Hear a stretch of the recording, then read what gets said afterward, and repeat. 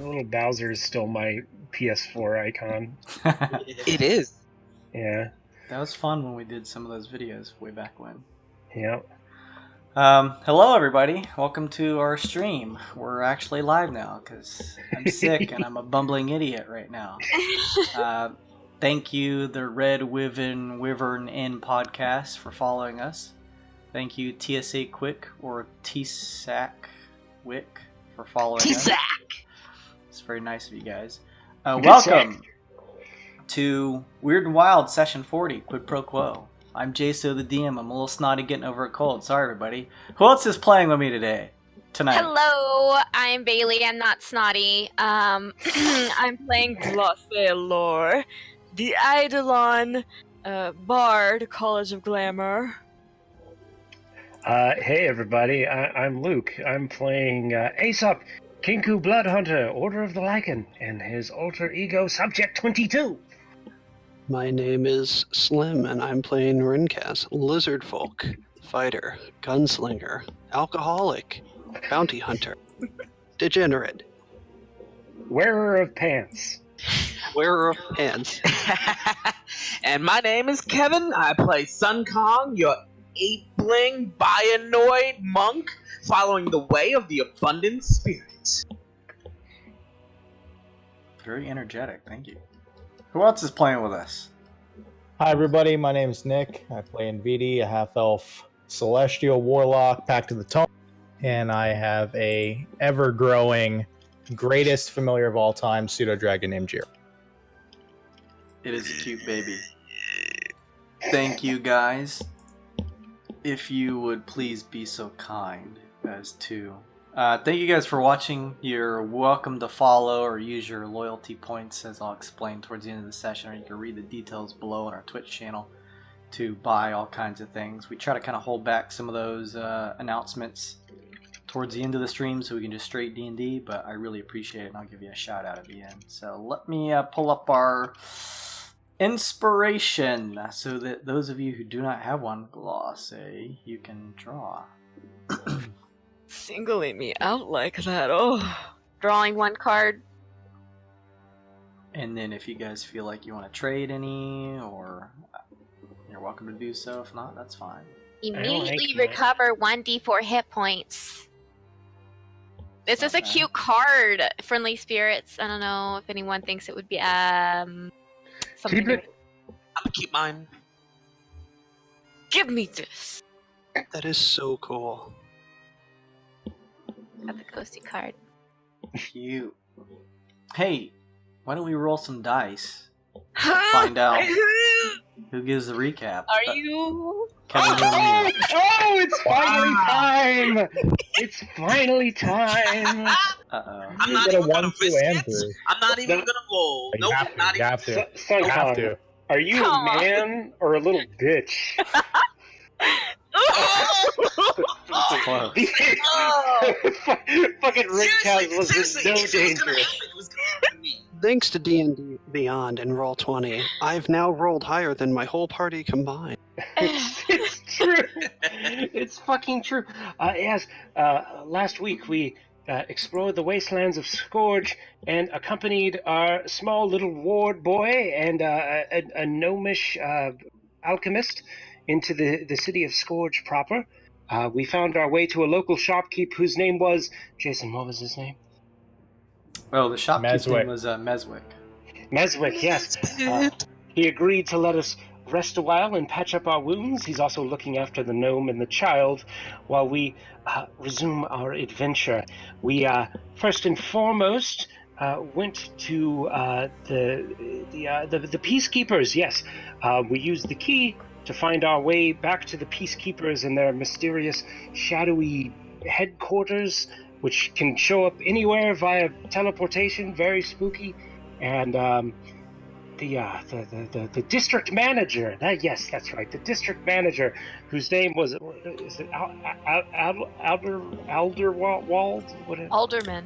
Aldermunn. Alderwald was. Look, it was fucking close. It's okay. But, Aldermunn insisted that we invite him along for a short stroll around Skorge, We thought it was a bad idea, but did it anyway, and pushed him around in his little wheelchair. Apparently, he's in good with the folks of Skorge because one of the guards fucking bowed to him. Very spooky stuff. Anyway, we made our way to a window where he saw inside what was perhaps a relative of his, a little girl, maybe a daughter, a niece, something like that. With a couple of quick proddings from us, he relinquished a badge that will make it easier for us to get around Skorge undetected. We returned him to the 10th Pit. That's right, that's the organization name, right? The 10th Pit? That's it. Okay, cool. We returned him to the 10th Pit after a short, leisurely jaunt, and now they are ready to interview us before we resume our quest to find my daughter Hush and put a thorn in the side of the Dark Trine. Ooh. Very nice. Thank you, Aesop. You find in your pockets a weird bit. 38. Also, I thought that there was a overabundance of NPCs in this campaign. However, the sort of after show, the talk show for Critical Role, They have Talks so many Machina. fucking NPCs. They have a stat page for obsessive watchers, and it turns out that there was over 700 something NPCs just in Mercer's second campaign. Jesus. Yeah. So, Oh my god. I don't feel bad anymore. To be fair, only like 10 of them are really memorable, but the ones that are memorable are very memorable. This is true. He does throw out names left and right whenever the players ask, so I'm sure there's quite a few populated ones that are probably just guards or something, but either way, I feel much better now. So yes, you guys had just sort of quickly brushed through your documentation for your interview with the 10th Pit. This interview... Am I? Yeah, I'm sorry to do a little bit too. Yeah, let me back out.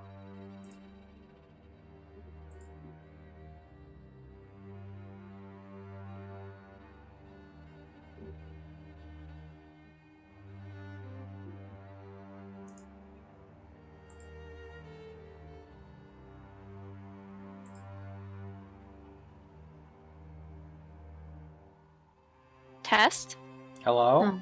I can hear you. Okay, I can hear you. Let's try and move these people over to us.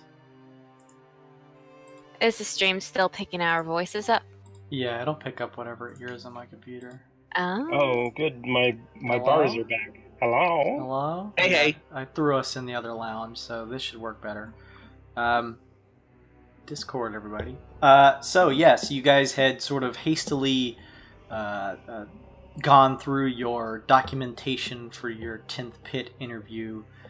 This interview set up so that once you guys answer some questions, as far as you know, that you will get a certain amount of, or at least some amount of information regarding Glace's sister, since Glace sort of initiated this by asking them for some help. You guys decided, because this was an important thing, clearly you guys have two important things. You have Hush's sister, as well as Aesop's kind of mysterious past resurfacing, but family kind of takes the front. So it's both Hush as well as Glace's sister. So for now, you guys are like, let's go ahead and take care of this, and then we'll continue after Hush. You guys had just finished signing your paperwork, these 20-page documents, and handing them back to Leah. She looks up to you guys and holds a hand up to her ear and says, "Very well, let's begin." And she Yes, lowers yes. her hand. She looks to you all and says, "It may take some time." There's a momentary pause before she speaks with you guys. She says, "It may take a little time before the interviewer is able to meet with you. However, it should take at the very most, within an hour's range. Is that acceptable to everyone, now that you're already here and ready? I suppose so. So long as it doesn't take more than an hour, as time is of the essence for us as well. I don't believe it will, she says. Hmm. If you are all ready, the lift will take you down. The interview room is some floors below. I see. There is not much room in the lift. Hopefully you will find some amount of patience as it takes you there. Either way, despite the fact that there may be a bit of a wait, I promise that at the end of it, Glace, she says, kind of locking eyes with you, we will relinquish the information we have about your sister. Oh, good. Very good. If you would escort yourselves to the lift, she says, and as you guys peer to the left from her sort of obsidian black marble desk over to the far end of the hall, you see the familiar sort of metal gateway opening, and you see the elevator attendant kind of standing at the ready in the distance, a couple yards off. You watch as Leah kind of gathers your paperwork and kind of stacks it together. This guy knows too much about us. We should work him. Also, I hate to be this guy, but the connection is still really spotty for me. Same. Yeah, it's back and forth. You guys want to try and jump in like a whole nother room? Maybe. Is everyone in the Tales from the Undermountain? It looks like it. Okay, cool. We can try Tales from the Undermountain. Okay, let's test that out. Invites, please. You know how to get there, Nick? Which one are we going to? The Tales from the Undermountain, are you a part of that? I do not have access to that anymore, and I don't know why. Okay, I'll invite you. Hang on just a second. Thank you. I Mm-hmm. swear I got kicked.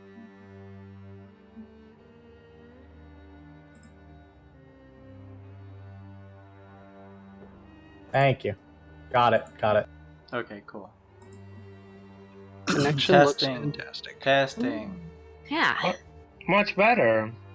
I haven't paid Discord in a while, I guess. Sure. All Stray, you can hear us? Hello. Okay.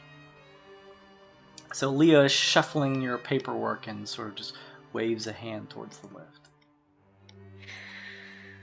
Well, let's go. Let's get this over with. Let's get the information you need for your sister so we can get back to rescuing my daughter.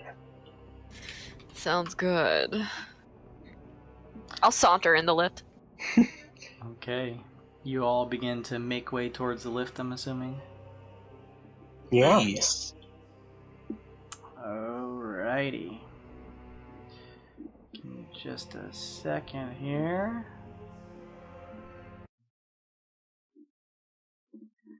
We're gonna change maps. It will be dark on purpose. My screen is black. I can't see me. Daddy. No. Your screen is black, yes. Is it dark in the lift? Are we in the lift? This is why I can't see anything. Rinkaz. Actually, Like, I should address each of you. You each wake up, your eyes beginning to adjust. oh no. It's blurry for just a moment. You can hear what sounds like the sound of a large iron door closing, not too far off. It's quiet in whatever this area is. Your senses are jumbled. You're not sure what's going on. some of you with a higher perception can hear what sounds like the sound of shifting sand. Each of you, your eyes open and your vision begins to shift from this cloudy, unfocused sense as your focus narrows and things become more clear. You find yourselves on an iron table. The air in this room, as your senses are coming back to you, is cold, very cold. And there is a strange wetness, perhaps sweat, underneath you as you lay here. You hear the sound of a click as if a lock is opening, and now feel the sensation as iron bars that seem to have once locked down your hands and feet have opened. As you guys are gaining your senses, kind of placing a hand just naturally over yourselves to try and gather what is going on, you feel like whatever equipment you had on you is gone. And now you simply wear what feels like just a tattered top, a cloth top, and pants, cloth pants. You also feel, as you reach up, what feels like some type of metal collar around each of your necks. Oh no, oh no, oh no, oh no. What? Oh no. Oh, how long? Hello? As you guys peer around each of you, you find yourselves in very small rooms by yourselves. So I'm kind of explaining this to each of you, but you're not with one another. You're each coming to your senses in what seems to be perhaps a separate room as your vision is coming back and focusing. It doesn't appear as though you can see anyone else here. This is kind of an image of where you awake. All right. What happened? Wait, what is this? What am I wearing? There seems to be a small tray next to you, next to this strange metal slab. In the distance, sort of in this alcove that you see at the corner, there seems to be some type of metal door, and what looks to be some type of hourglass as well in the alcove. As you kind of peer up, just gaining your senses, beginning to push some of yourselves off of this table, or at least upright, you can see the room softly lit by what looks like just very subtle candlework nearby.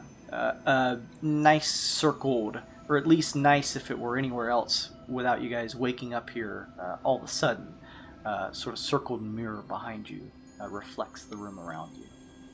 What do you guys do? Okay, question. Does this hourglass look like the giant dimension hourglass that Amryn and I broke into to free the wild nuts at the beginning of the season? Your vision is still coming into focus. Do you want to kind of pick yourself up off of this metal slab and step over? I absolutely do. There is a certain wetness on the back of your feathers, Aesop, as you pick yourself up and nearly almost sort of slide on your crow feet a little. It's very wet on top of this slab. Moist. What the fuck? It looks clear, like water. Okay. As you peer, taking a step or two closer to the hourglass, it has what looks to be, unlike this image, although it has the shape and look of the hourglass here, it's actually flipped over, so it looks like it's just beginning. Red sand filtering through. There isn't a familiarity. It looks different in make than the hourglass you guys kind of found yourselves in at the beginning of this session. Okay. Maybe Maybe it's time magic. Maybe we're in stasis somewhere. Hello! I yell as loud as I can to see if anybody can hear me. Everyone else make perception checks. Ooh. 20. What? Oh, I thought it was a 1 Glace. Let's see here. 17 total. Anybody above a 10 hears the faint sound of what sounds like Aesop's yell coming from nearby. As you guys are too kind of picking yourselves upright, feeling the strange wet sensation on your backs, peering around and seeing the same details of this room. What's... Okay, are there, like in the picture, is there a mirror that we see? There is a circular mirror behind you on the wall, behind this slab that you have woken on. Okay, so naturally, the first thing I would do is look into the mirror. You see now, Glace, you are holding what doesn't seem like any of your gear is on your possession anymore. It seems to be all replaced by what looks like just, not ratty per se, but just a very basic sort of cloth shirt and pants. Oh. As well as you can see now this metal collar around your neck, kind of rectangular in shape. There are what look to be some type of sort of runes inscribed in it. They have a very faint glow. So the runes, do they look anything like we've seen from the Mimir memory before? Like, make a history check. oh, I am freaking out. That history is gonna be a 6. You're unsure. Okay. I will yell back. Hello, Aesop, is that you? I'm sorry, I shouldn't have trusted them. You can certainly hear one another, but it's very, very muffled. You can clearly tell, looking at the walls here, these very thick stone walls is probably certainly muffling the sound. You can barely make out as one another shout, but if you're shouting at the top of your lungs, you can actually make each other out. The rest of you can kind of hear Glace and Aesop do this. It sounds like they're in a different area, not in this room, clearly.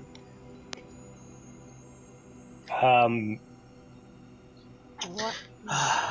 Goodness. I feel like a normal person would bang on the door and demand to be let out, but Aesop's gonna walk over to the strange substance on the table and make an alchemy check on it. You come over to the kind of tray that is kind of set next to the metal slab here, and you actually see what looks like a tray that holds 2 seemingly wet gloves and what looks like 2, from the amount of flatness to them, 2 empty, like fist-sized leather bags. Leather bags? Yes. Can I check if I have any injuries on my body that weren't there before we came to the 10th pit? So you're trying to check and see if you have anything besides what you kind of currently have. Is just some nicks and stuff from your life's battles. Make a medicine check as you kind of glean into the mirror. Oh, wow. It's pretty easy to actually. Oh, nice. Yeah, that's a pretty good check just as a naked roll. It's very easy now with your gear stripped to just quickly kind of pull up this kind of cloth shirt and kind of pull up the leggings of your pants and just give you a quick check down as you kind of hear in the distance Glace and Aesop yelling to one another. As you peer in the mirror at yourself kind of standing on the cold wet slab here, you don't notice any other nicks or marks that you would have gotten without your knowledge. Okay. This liquid, can I make some kind of check on it? Like, is it water? Is it like... Make a nature check. Afterbirth? You guys are babies. 11. It looks like water. Okay, that's weird. Is there a chest in the room like it shows in the picture? There's a small chest in the room, yes. Can I see if it's open? You walk over, it does not Lock? look to have a lock on it. I would like to try to open it. You pull open the top of the lid.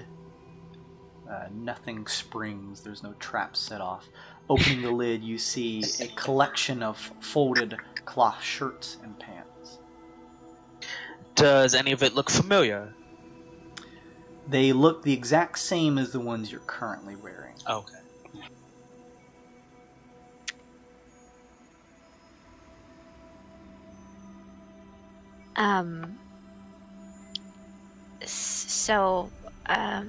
Are there instruments on the table here, like sharp tools or anything? So there's some similarity to the room here in the image that I showed you, but there are some things different. So as you look, Glace, because you're in a different room, you would see the same thing as Aesop does. You notice what looks like 2 wet gloves.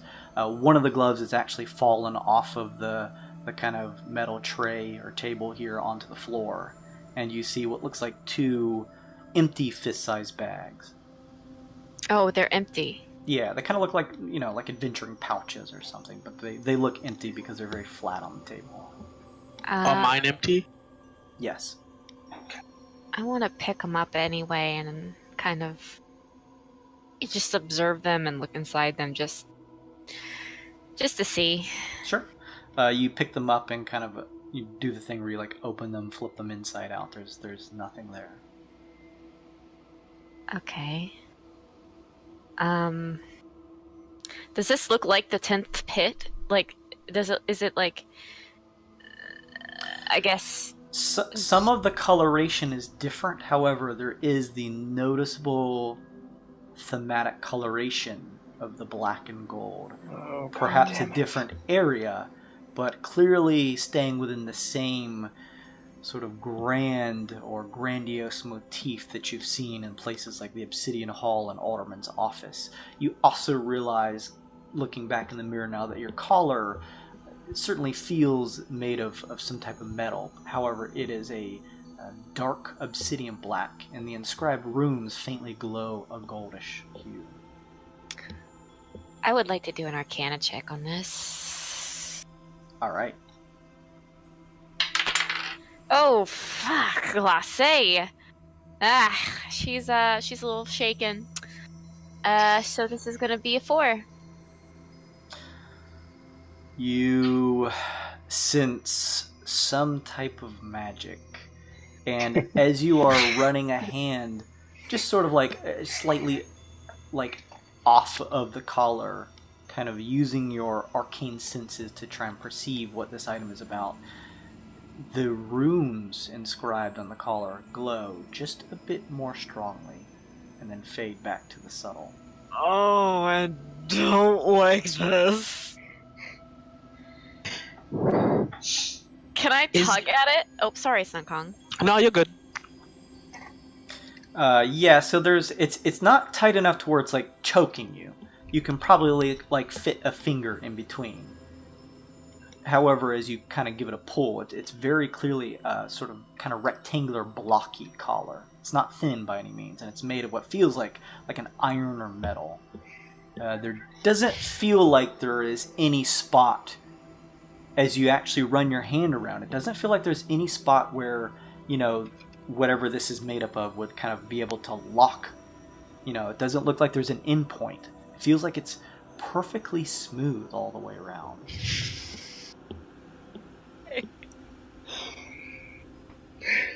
Fuck! I bang on the door! Everyone hears a banging on the door. Aesop, as you bang on the door, it shifts a bit, this large metal door. You can see now, you can't see outside the room, but it's kind of shifted enough where you can see the frame. It's not locked. Oh, okay. Oh. How long? Was this the interview? Did they put us in some sort of time stasis coma? I opened the door. The doors are open, everyone! You push the metal doors open. As you step outside, you find yourself standing in a relatively gothic-y but opulent kind of hall, if you will. It is arched, this sort of standing platform that you're on that spreads out some feet, and across this arch you notice multiple other doors with a bit of sort of ambient lighting above. You notice in the center of this sort of arched platform there is a straight, narrow walkway to what looks like sort of like a kind of vacant, open, circular area that leads off to what looks like another set of double doors at the far end. It looks like this here. Ooh. Two large, very dark, although it looks like they're made out of stone, gargoyle-like statues embellish the sort of open area across the walkway. Start knocking on all the doors and yelling, "They're open!" You guys each respectively hear the muffled sound of Aesop doing this as he knocks on the metal doors. I'll go over to my door and open it. You watch Aesop is kind of moving from one door to the other. The previous door that you're at opens and Sun Kong steps out. He too, like you, is covered in just what looks like a simple cloth shirt and pants. Glad you're okay. Me too. Oh, More concerned about Hush right now, but get everyone together. Yeah. I attempt to get off the platform and step out of the room as well. Mm-hmm. You feel what feels like either sweat or water running down your back as you kind of get off of this slightly wet metal slab, and instinctively go to kind of grab at your weapons, but realize that they're not there, replaced by this simple cloth shirt and pants. And kind of after taking a quick second or two to kind of get your bearings, step outside. Each of you two, Aesop and Sun Kong, see Rinkaz stepping out of his room. Rinkaz, are you alright? Well, I mean, I can't say that this is the first time something like this has happened, but What? I just kind of shrug and say, "Oh, We don't need to know what you and... slavery on a ship and being abducted." I wink. Don't wink after that! Stop it! Why are you winking back? Sorry, Everyone some get the water fuck in my out eye. here! Do we find Glace and MVD? Do they leave their rooms? Glace wants to investigate every inch of this room before she leaves. Glace, as you hear the others, this creaking sound of the metal opening doors, you, as this is happening, kind of go through, you find a chest that looks unlocked, and opening it find folded piles in this kind of a metal chest of what look like the same cloth shirt and pants that you are currently wearing. There's a metal tray on the table, some ambient candlelight nearby. As you peer to, let me see here real quick. There are two pots nearby, and as you just kind of pull the rounded pots, as you kind of pull the lids off them, they look like they're empty. However, you just see the barest reflection of what looks like maybe a very small buildup of like water at the base. Oh, I dump both of them out. Okay. I mean, it's like a very minute amount. You kind of just see a few couple of driblets kind of speck onto the floor. Can I do an Arcana check? Sure. 19. You use your arcane senses on these pots as you kind of finish kind of dumping them over. You don't sense anything. You do notice, almost catching your eye just out of the periphery itself, looking in the mirror, that your collar the glyphs, the golden glyphs on it, shine very brightly and then slowly fade back to a subtle color. What does this mean? And the water on the table, it just seems like sweat or something? I don't know. It looks like water. There's enough here that it seems a bit odd to be sweat now as you kind of look at it, unless you were just profusely sweating for some amount of time. But it looks like water or sweat. I want to like dip my finger in and like lick the tip of my finger just to see if it tastes like anything. It is a little colder than room temperature, actually. There's just a touch of chilliness to it, or coolness rather. It doesn't taste gross like you'd be tasting sweat or anything. It just has a flavorless taste to it, similar to water. Are there any bottles or anything around here that I can just like scoop it up and I guess save it for Aesop for him to tell me what this is later? The pouches on the table are made of leather, so that would be a little difficult. And the pot, the only real thing of significance besides the chest that would be too heavy to move, are the two sort of clay rounded pots. They're a little sizable. You kind of have to carry them with two hands. It'd be difficult to just kind of try and one-hand it. But, I mean, they're empty. So, I mean, if you wanted to try and... Yeah. It's just a very light kind of collection of what looks like some water on top of this. But so you kind of move this pot over and just try to, like, using a hand, just kind of scoop the water in there. Yeah. It maybe fills up like an inch and a half at the base of the pot. Okay. Maybe 2 inches. It's difficult to tell.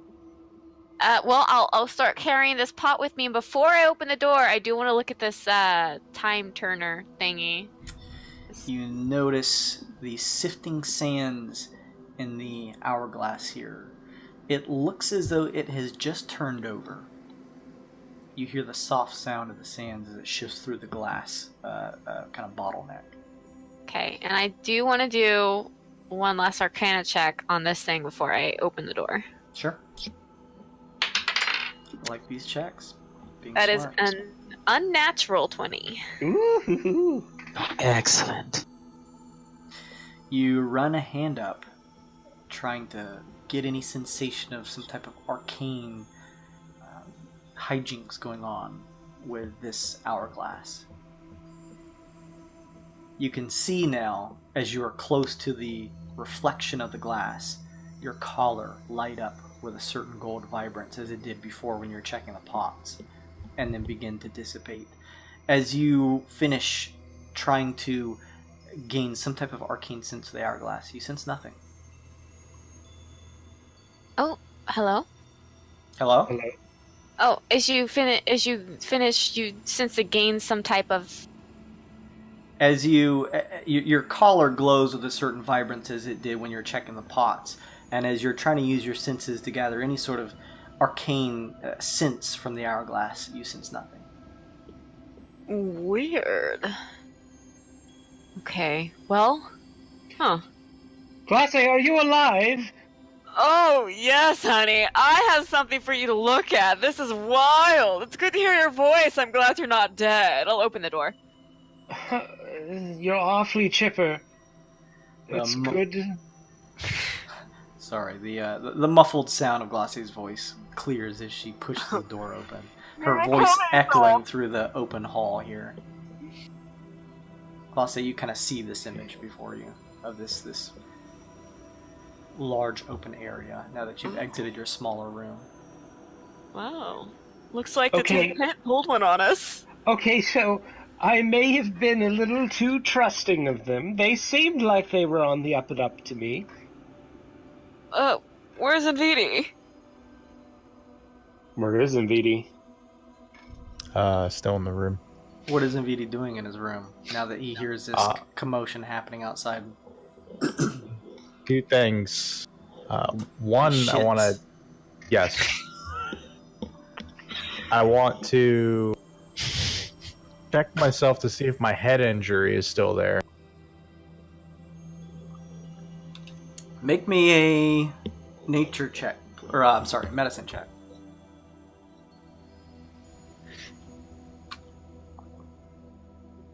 It's a 9. Yes. It still is there as you sort of part your hair, moving your hood, looking in the circular mirror. There is that certain bruise that's still there. That kind of slightly tinges as you touch around the area. Ugh, the hurts. And I want to kind of flex my fingers and see if I can cast Prestidigitation. See if I still have any kind of magic, since I don't have my tome. Alright, you flick your hands around, attempting to try to cast a bit of magic and make sure everything is on the up and up. As you are kind of flicking your hand through the air, the kind of arcane magic begin to swirl in front of your hand. You notice with a split second, peering over at the mirror, that the collar around your neck is glowing. The glyphs on it are glowing a very bright gold now. And you feel a shocking jolt shoot through your neck and through your body for 2 points of lightning damage. Your prestidigitation, as you were trying to channel it through your hand, dissipates. Fascinating. I'll join everybody outside. Let them know that I think these collars are magic dampening. It doesn't matter. My daughter's probably a slave somewhere, or worse. Who knows how long we've been here? Does anyone know how long we've been here? Well, maybe just. I mean, there was a time the time turner. It just started to, leak, I guess, and I'm gonna. I mean, not an hour yet. And, maybe it's magic dampening, but maybe it's also, sense dampening as well. I noticed that while I was checking stuff, it was lighting up. So I did bring this pot of water for you to check, but I don't know if that's going to work anymore. I mean, I can still look at it. I look at it. I say that in character. That's not Luke talking. Glace kind of pulls the clay top to this rounded lid, kind of she has it under an arm. It's like the size of like a small child. Pulling it open, it looks like there's a small buildup of water at the base. Oh, I'm fairly certain it's water. Looks like water. Okay, alright. It's water! Oh. Where are we? Hello? Who's keeping us here? Make a perception check, everyone. Based on sound. Oh. Natural 20. Oh, fuck. Oh, shit. 18. 22. Oh my god. Jesus. Wow. Anybody above a 10, you begin to hear a voice emanate as you focus. It's disadvantage. Oh, shit. What's your second roll? A 6. It was 6. Okay. Those of you above a 10, you begin to hear this voice as you peer and look up. You see what looks like a similar sort of stone of sending that you guys actually have on your persons for the 10th pit. It looks like this sort of black, oval-shaped almost rock made of sort of this black obsidian. However, this one seems embedded in the wall, kind of high above your doors. Hello, can you guys hear me? Oh, yes? Yes! What is going on? Who are you? Hello, everyone. My name is Jasper, and I'll be your interviewer for this session. What? We were told this would only take an hour. How long have we been here? Oh, it hasn't been anywhere near that, so as long as we kind of keep things at a brisk pace, we can finish within an hour. Okay, everyone, let's do what he says, so we can Question, get back. Jasper, honey, this is really cute. But why couldn't we just all get in a room with somebody, you know, nice, have a glass of wine or something, sit down and have a little chat, you know, like an interview? This is an interview, Glace. This is just an interview in which our testing teams have made sure is a bit more persuasive than sitting down with a glass of wine. But perhaps we could do that later.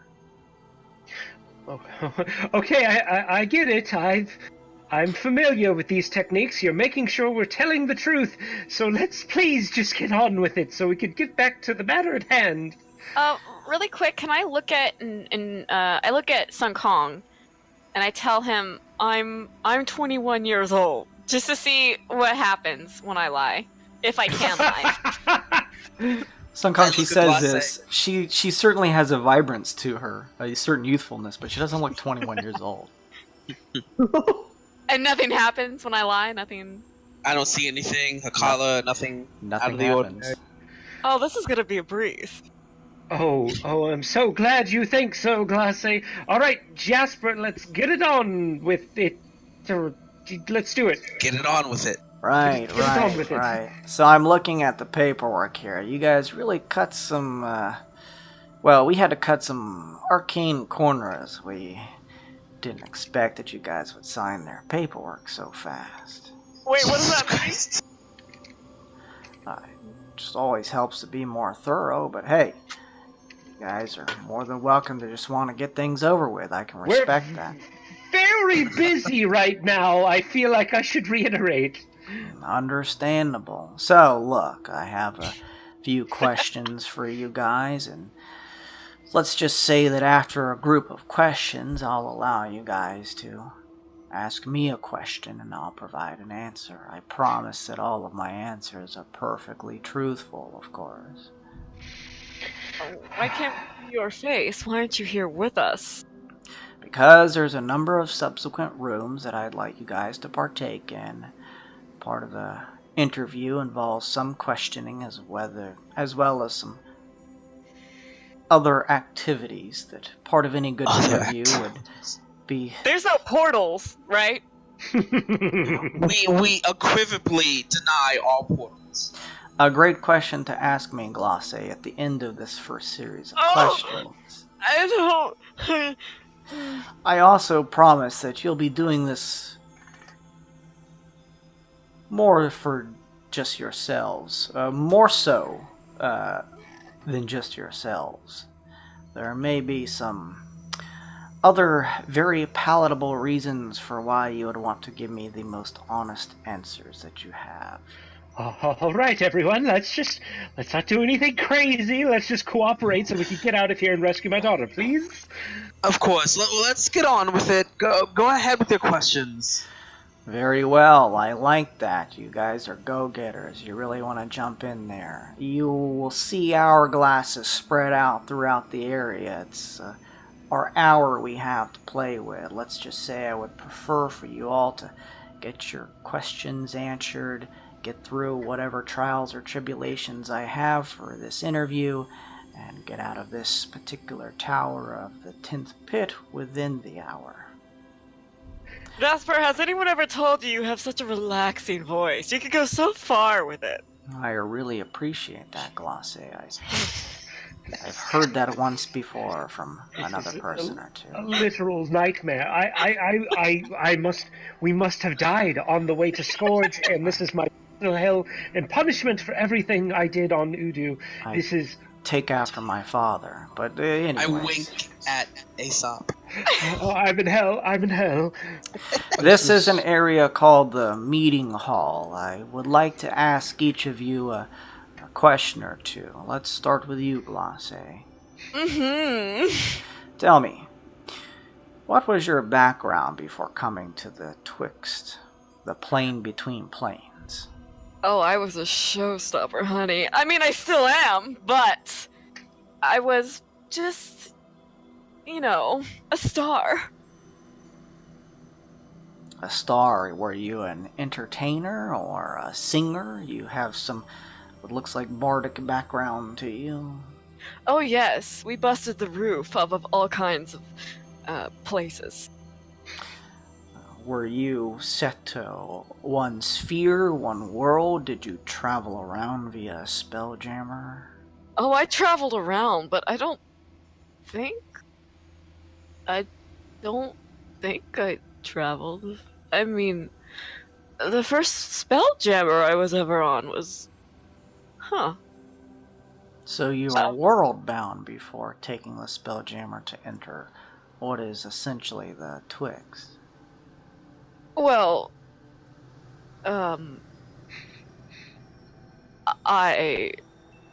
yes? Alright. Just taking a few notes here. Anything else you'd like to add to that? I could have sworn... No. Very well. Sung Kong, what was your background before coming to the Twixt, the plane between planes? Well, I mean, I am who I am. I've studied how to fight. I've always looked to get stronger so I can help people. Oh, very well. Good. You've used your monk abilities to help the weak and defenseless and stand up for the righteous. And have some fun along the way. Ah, very well. I've heard you have a penchant for food. Well, I mean, who doesn't like eating? Seriously. Very true, very true. Ringkaz, what was your background before coming to the Twixt, the plane between planes? Sorry, this is just part of the copy. Well, I found myself as a bit of a guard to my people at home. Oh, a bodyguard, if you will. Yes, we didn't have many conflicts or battles where I come from, but I was a bit of a overseer, or a watcher to help protect the people of my planet. Interesting. Did you travel from world to world via Spelljammer, or were you essentially a groundling? I was essentially grounded. We stayed on that planet. I was taken as a slave off planet, but I was essentially bound to my planet. Grand Tolkien. Who enslaved you? The Iron Empire. Ah. Alright. And Vidi, looks here that you are from a smaller planetoid named Praxia, containing your home of Kyranos. Seems that planetoid was pulled from realm space into the Twixt before your birth, making you a natural-born Twixt citizen. What did you do before joining up with the Wyld Tycoons? I went to Mage College at Ravis Eterna, and then became a helper's hand, to kind of pay off my debts and see the world. All too real. And you eventually ran in with the group. I got hired on, yeah. Speaking of the first three of you, Ringkaz, Sung Kong, and Glace, how did the three of you initially come together? We met at, Through the arcane man. the edge of the universe, I guess. We kind of just woke up there one day. I mean, to be fair. Well, we had the letters. Oh, that's true. I mean, there was another in our party that was with us as well. That's true. We received letters to come to a specific location, and we kind of just met up there. Another person was a part of your group at this time? She's... Two other dead. people, actually. She's dead. Oh, two. They're both dead, I guess. Both dead. What were their names? Kazakatl and Amber. Kazukato and Amber. Thank you very much, Glace. Mm-hmm. Aesop, Yes? you were born on Udu, a world pulled into the Twixt from a realm known as Ravenloft. Despite This is, the difficult logistics of that happening, this is correct as far as I'm aware. you, similar to Nvidi, look to be a natural-born Twixt citizen. What did you do before joining the Wyld Tycoons? I was an alchemist. I was searching for the cure for the Kinku condition, our lack of the spark of creativity, our inability to speak and our inability to fly. I was performing this research with my late wife. Oh, I see. She passed away. I thought so, yes. Now I'm not so sure. Intriguing answer. Thought so. Okay. So, each of you may find around your necks a certain collar. Please do not try to forcefully remove it. It is there to serve as a deterrent to using magic. As long as I permit, you will not be able to cast spells with the collar. However, there may be certain rooms in which I allow you to use your magic. Please keep in mind when I have allowed you to use your magic and when I have not. You do not want to try and cast magic when I have not allowed it. This copy is very dry. Jasper, I'm sorry. Who are you? What are who? You said who are you again? Who is your father? I have each asked you a question. I'm ready to allow you to enter into the next rooms. You as a group may ask me one question. I'm more than happy to answer that, but I will accept any question. It is but one question, but I will answer it truthfully, as promised. All right, sidebar. Everyone, what do we want to ask him? I look to him and say, regarding this question, I hope we're not getting a genie's deal. Can you disclose something before we ask said question? Before we ask, that is. Be careful, that question's a question. Are you sure, Rinkaz, you want to ask that question? No. Yeah. Don't monkey's paw us here. We have to think about what we're going to ask. I look to everybody and say, assuming this guy knows a lot, we could just ask, whatever of the world we want to know. I mean, we don't know exactly. We have been telling him everything this entire time. We don't know he knows anything. I mean, he knows all about this place, I'm sure, but he doesn't know anything about what we know. Is there anything that the Pens Pit doesn't know about us that we can ask it, that we will know the answer to? As a test question. I just want to know who his daddy is. My brain thoroughly is hurting right now. Okay, what if we ask, you all were involved in that, little kerfuffle with, what was the place? I don't know. Wait. I don't know that we should ask that of these people. I mean, they seem so shady. I suppose it's just... But I mean, if we ask him and he doesn't know, we'll know they don't know, and they're not any the wiser, really. But if we ask and they already know, then, well, I mean, what's the point? They already know. So, why not ask? Oh my goodness. Does that make sense? If What, they know, they already know. If they don't know, they don't know. I mean, it's a good thought. You could keep it very general and vague. What if you ask? What about if we ask them what they know of the Lady Pig? Of what? Okay. Oh yes, this delightful character you ran into sounds fair. What do you think, Rikaz? Are you on board? And Vidi? Do you have any It's other? fine with me. I like your plan. Okay.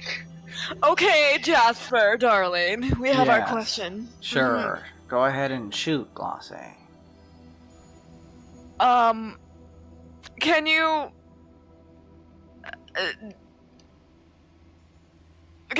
okay, well... Yes. Can you tell us anything about the Lady of Pain? I don't know anything about the Lady of Pain, but I hope to find out. I kind of like slowly look back at the group. You guys hear the shifting of metal as the double doors at the kind of end of this sort of circled hall that you guys have kind of gathered at kind of clicks open. Now, you are all free to move to the next room. However, I just want to go over some things before you do. The next area is the viewing chamber. As I mentioned, there may be some rigidity to my interview. However, I need you all to participate and be as honest as possible. You are wagering more than yourselves in this. The fuck? What does that mean? What? That's our next question. What are Yeah. we Mhm. Now, when you enter this room, there will be a large glass viewing area that you can look and peer into.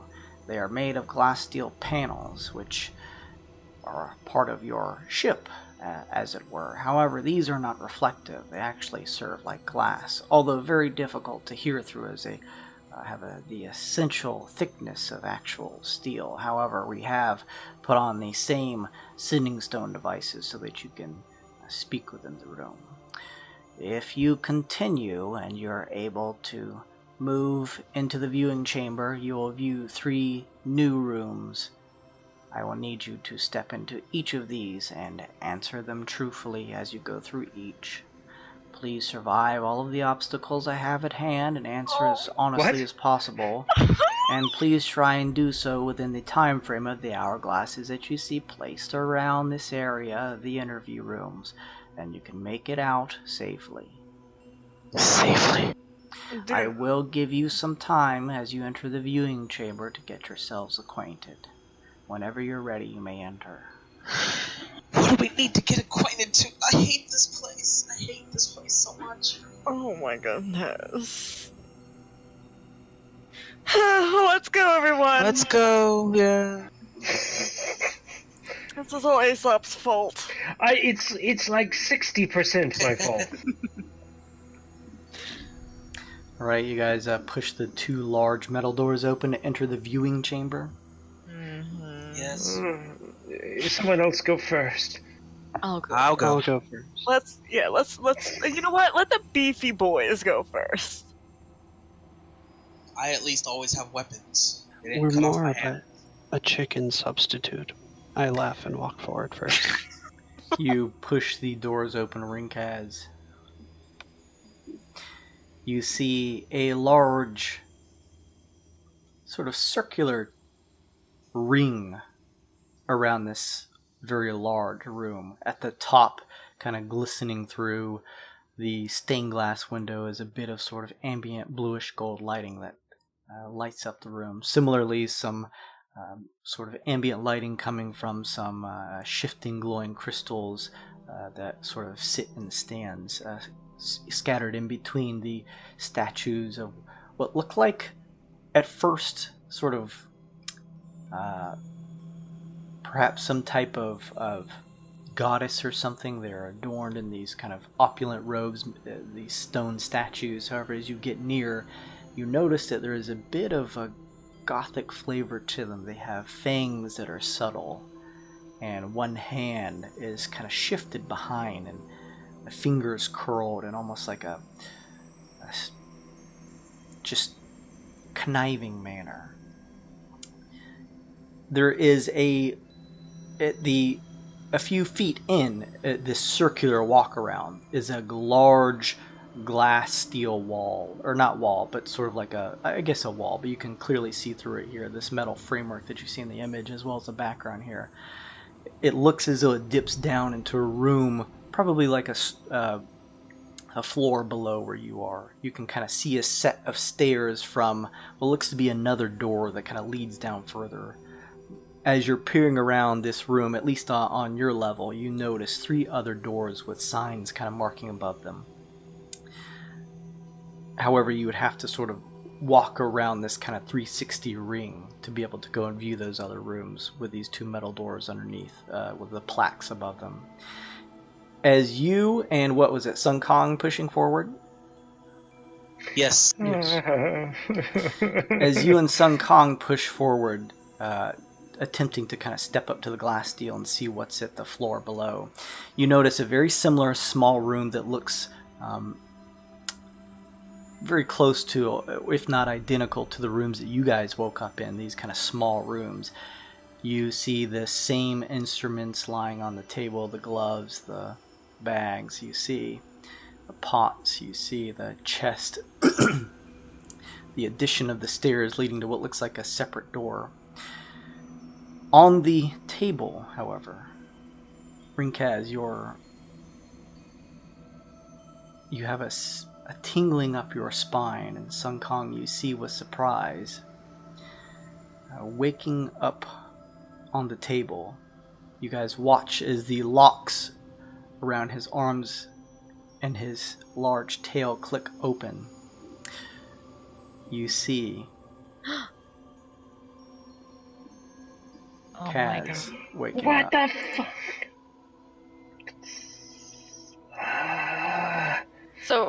So Rinkaz and San are the only people that see it right now? You guys are walking close behind. Okay. Kaz, as you are coming in to consciousness, similarly to the others, your vision blurred a bit. You're getting your senses. There's a certain wetness underneath you. Can you explain for both Nick as well as just kind of the viewers, since this is a previous character, what Kaz looks like, Kazakatl? Kaz kind of has like a Naga kind of look. Like he's a Yanti, but he's like one of the more snake-like ones, where he has kind of like a humanoid torso and arms, but a really snake-like face that's kind of punctuated with these bright blue kind of coatl feathers. And then his lower body is just totally a lower snake body.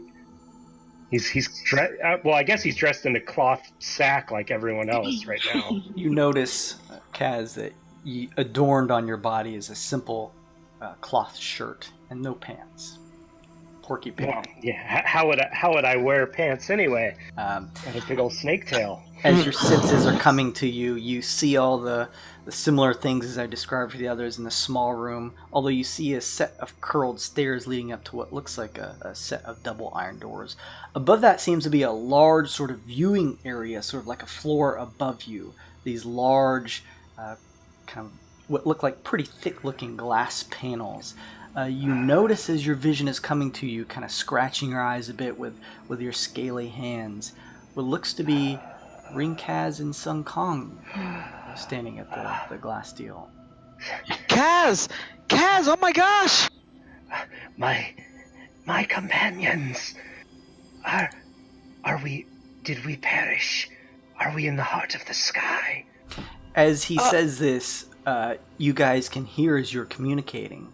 There is a bit of sort of like a filter, because the voice of Kaz as he's saying this can't be heard through the glass steel panels, but similar to Jasper's, is being translated, and you can hear it audibly through the sound of a nearby sending stone, this black obsidian sending stone embedded in the wall close by the doors that you guys entered from. Glace, you and the others hear the voice, what sounds like Kaz, as you're entering the room. This has got to be a trap. This can't be. Are there any doors that we can see that would lead down? You guys don't see any doors as you peer around. It looks like this ring here. I know this image kind of shows like a staircase at the left side. It's actually just kind of 360. There's no stairs or anything leading down there.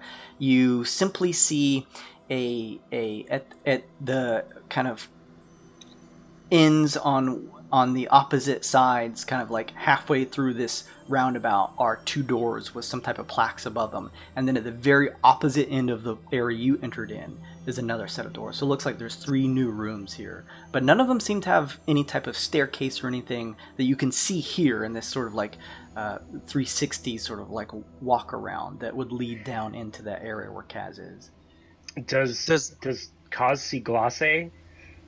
I would think at this point, Kaz, you also see Glace step up, and what looks to be 2 other figures. There seems to be what looks like probably some type of human or humanoidish at least, kind of donned in what looks like maybe clerical gear, very bright. Actually, no, I take that back. Yeah, he'd be in rags like everyone else.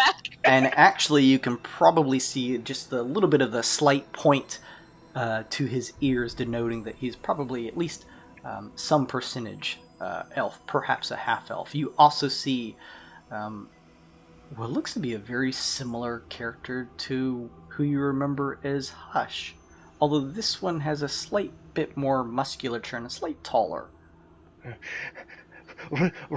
Ruling cast, is that you? I want to go can I tap on the glass, not tap it, but knock on it, and I want to tell him to go through the door. Yes, as you command. Before you go, answer me a question. Oh, yes. You flew over to a platform a while back, and after casting a spell, you used wind combined with a little trickery to blow 2 creatures off a lead. Do you remember this? Yes. What my was dear chasing friend. us down the hall? What creature was chasing us down that hall? I ended up killing it. See, this is kind of fucked up because Kaz remembers, but Luke actually doesn't remember what creature was chasing us. I'll say, Kaz, make a history check. Easy DC. Am I good at that? Let's see.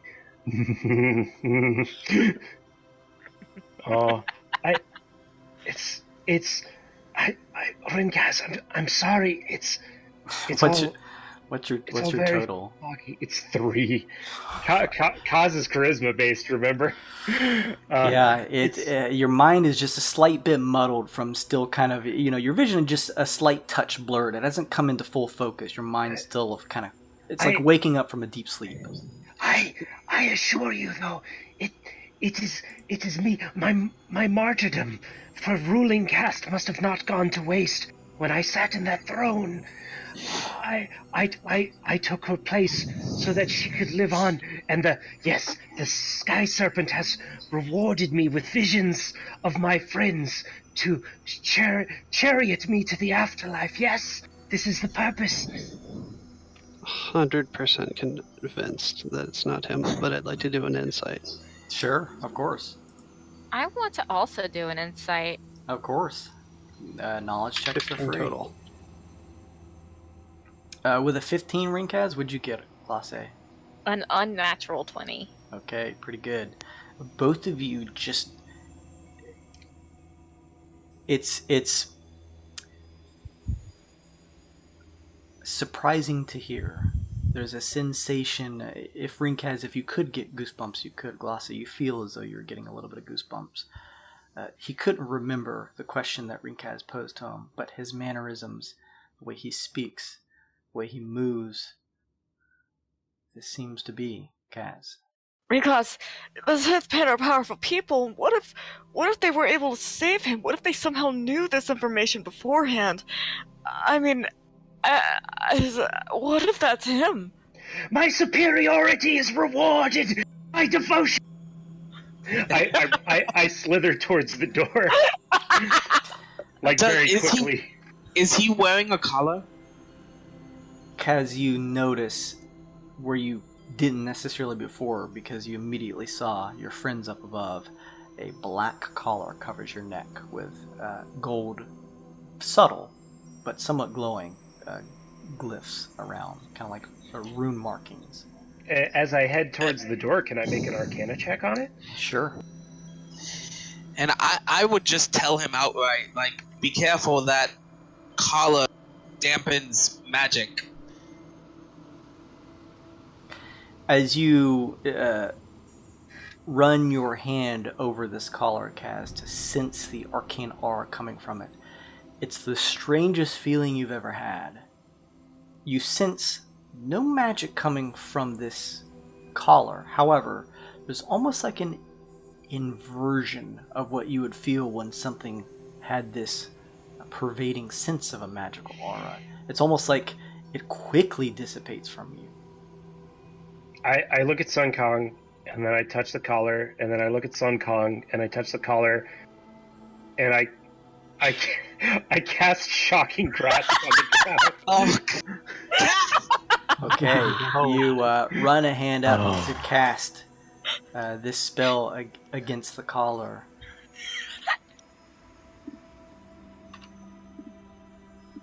And you are thrown against the nearby stone wall as the collar just reverberates with this blast, kind of throwing you up against the wall and making the spell that you're about to cast dissipate. You end up taking 6 points of thunder damage. You mean 3 points of thunder 3 points of thunder damage. Kaz is thrown up against the wall, and the Sky Serpent punishes me for my hubris. no, Kaz, it's just the collar. You can't use magic with the collar on. It's a strange thing to be fitted with a collar in an afterlife. Oh, honey, you're not dead. I mean, I don't think you. Maybe you're not dead? I keep moving towards the door. Yeah, as you slither up to the door, as you're kind of saying this, you kind of pulling yourself from off the wall and kind of tipping from down the stairs here. You get up to these 2 metal double doors. There doesn't seem to be any sense of like a handle or anything, so you kind of place 2 scaly hands against the doors and kind of push. There's no budge to them. Oh, it's ruling cast. It's not opening. Maybe this is what Jasper meant by more. What the wager thing. I did indeed. You guys hear Jasper's voice reverberate through the nearby sending stone. You sick man! Is that the Sky Serpent? No, he's a I don't know. He's an interviewer. Let him go. He has nothing to do with this. Your friend seems a little confused. Aesop says. Well, he was dead. Last we knew. I'm glad that everyone's had a chance to have a little quick reunion with your old teammate. Kaz, I'm Jasper. I'm an interviewer with a particular group in the Twixt, associated with the Twixt at the very least. What is your species and caste, Jasper? I promised the group that I would answer any question they'd like, but they have to pass one of the rooms that are a bit above you and around them first. If they're able to do so in the manner that you see, within the time frame of the hourglass that you'll notice in your room, then not only will they be set free, but as long as they pass my trials and tribulations and answer honestly, we'll be leaving with you, Kaz. I await my ascension to the next layer of the afterlife. I trust my visions of ruling caste and friends.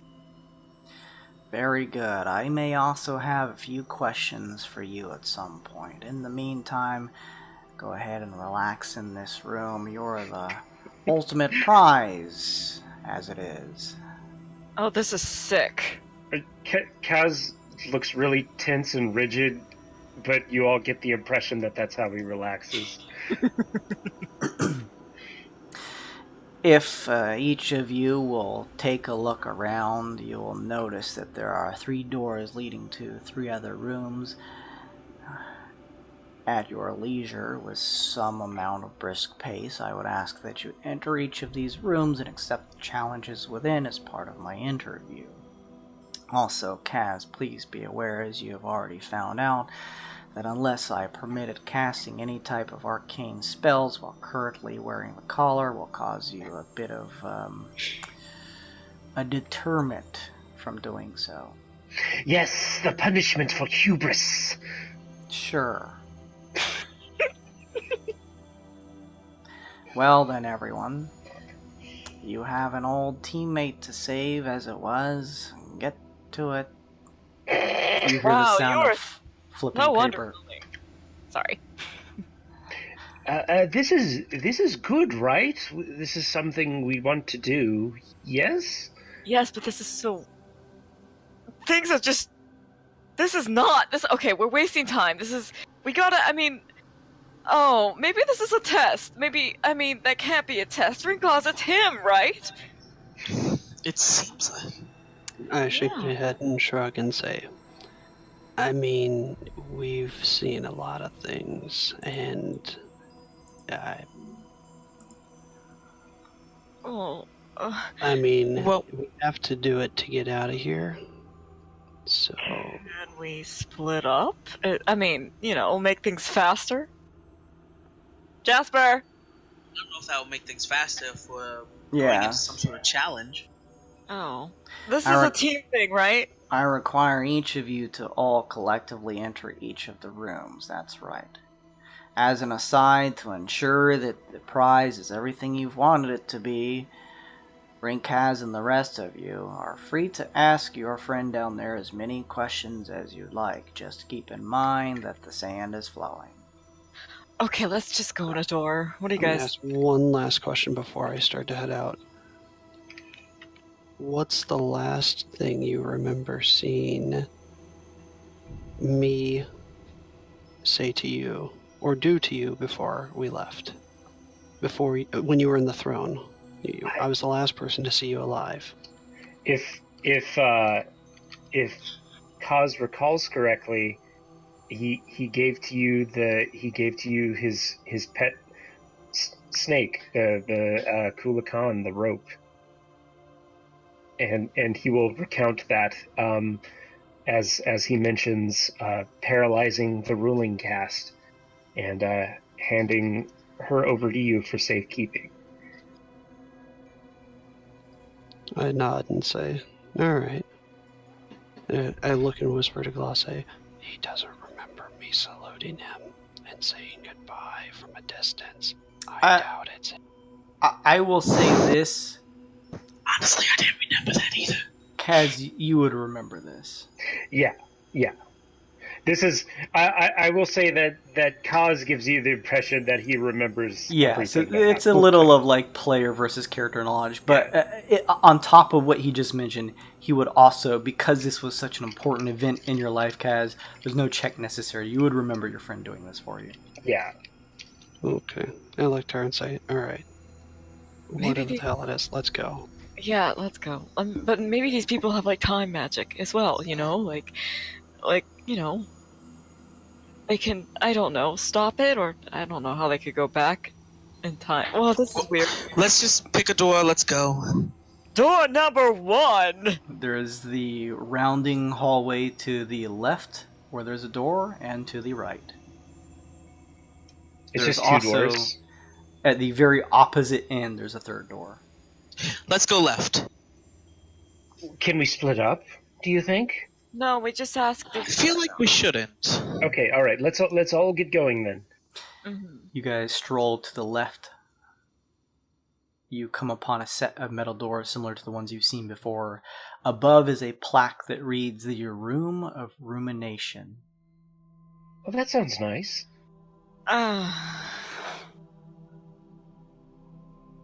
Let's go. I open it. Yeah! Sunkong, you push it open, and there seems to be just a pretty simplistic, medium-sized room here. There seem to be a number of stone seats seated around what looked like a stone table. There seems to be enough for the 5 of you. I sit. Yeah, I'll sit down. I'd also sit down. Okay. You hear the door slowly shift close behind you. This is fine. It's fine, it's fine. Why would they do this? I don't know what this really accomplishes for them, but what can we do but play along? Play along. Come on, guys, sit down.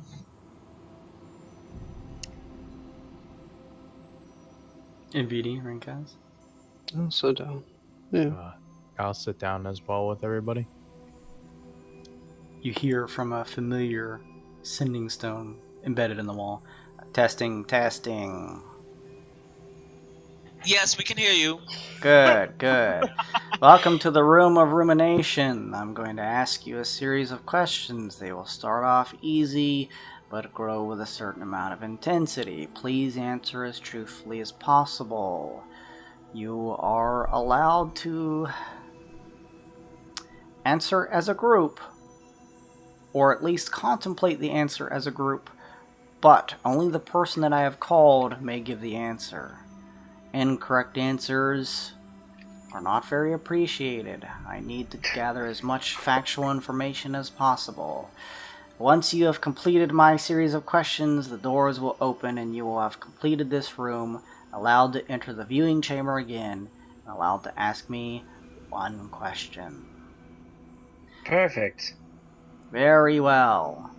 Rainkaz,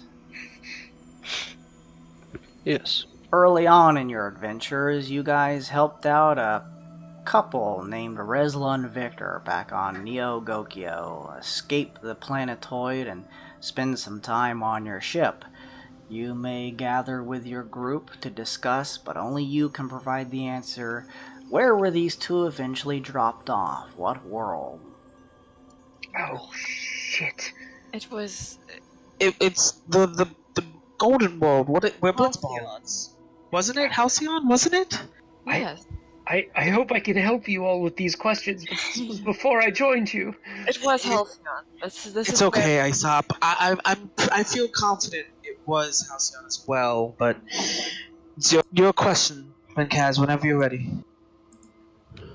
I don't want to make second guesses, but it was either Halcyon or it was where we also dropped off.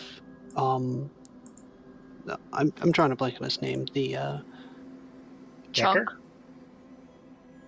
No. The other man was part of our group. Decker?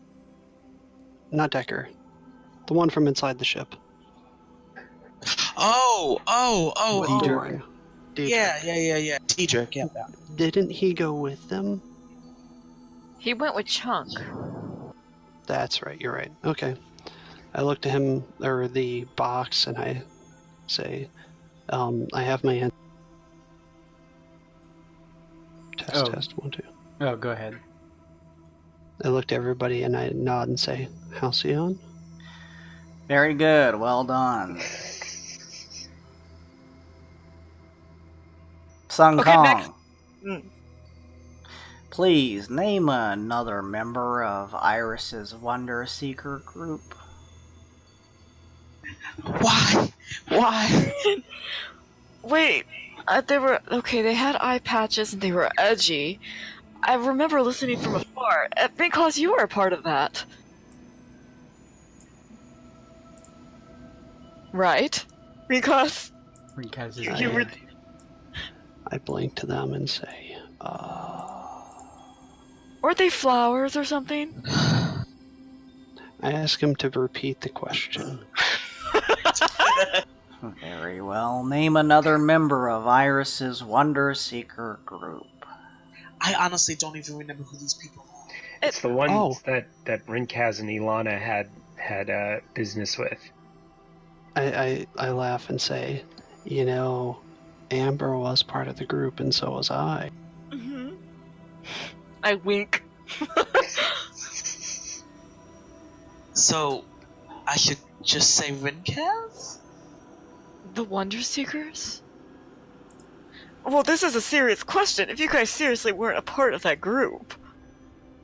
I mean, we did join them for a mission. Oh. Do you think that's what he means, though? No. Well, then don't answer it that way. Maybe try Rose. Wait, don't try Rose. Hold on. Can I take a knowledge check to see if I remember? I will say, in this instance, no. Ah, damn it. Okay, think about it. They all had eye Fuck you, Jason. I'd like to phone a friend.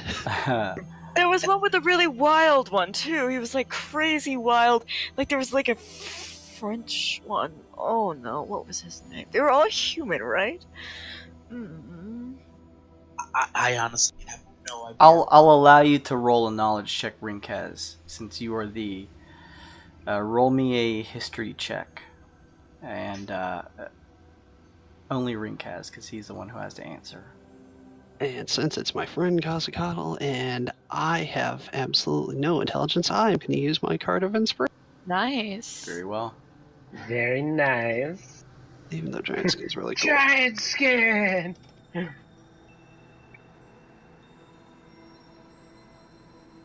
Oh, it is written in stone, my. Oh, that's a 2. You have no idea, Rinkaz. It was really gimmicky. It had to be really gimmicky. There was one with a crazy name. Ugh. The sand is shifting, everyone. Thank you, Jasper. You're a dear. You're welcome. Why I don't mean, you? we could just say Iris. I mean, she was part of the group. No, it had to be somebody other than Iris, right? I That was- can't. Yes, another member besides Iris. Oh, well. Wasn't Ilana part of them? I don't know who that is. We only know Amber. Yeah, that doesn't sound familiar. Song Aesop Kong. raises another eyebrow. You're always Hey, welcome, Sung Kong, to say that you simply don't know. Hey, no offense to her, but if she's an answer that would work, I'm gonna say her name. But she's not an answer. She Okay, was a well, part of us, not them. Well, I thought you said she was a part of them. Oh, the Wonder Seekers? At some point, right? Well, okay. Yeah, when you phrase it like that, She was part of the Well, I mean, maybe I'm wrong. I mean, if you all have no other answer, then perhaps that's the safest bet. They're mean- drilling us for information. That's all this could be. That's true. Possible. I mean, if that's the only answer we have, I'm gonna give it. I don't think that's correct, but I could But- be wrong. We have no other. We can't say we don't know. I know, but I mean, is there a difference between not knowing and Giving a getting an wrong answer answer? I mean, What's your answer, Sung Kong?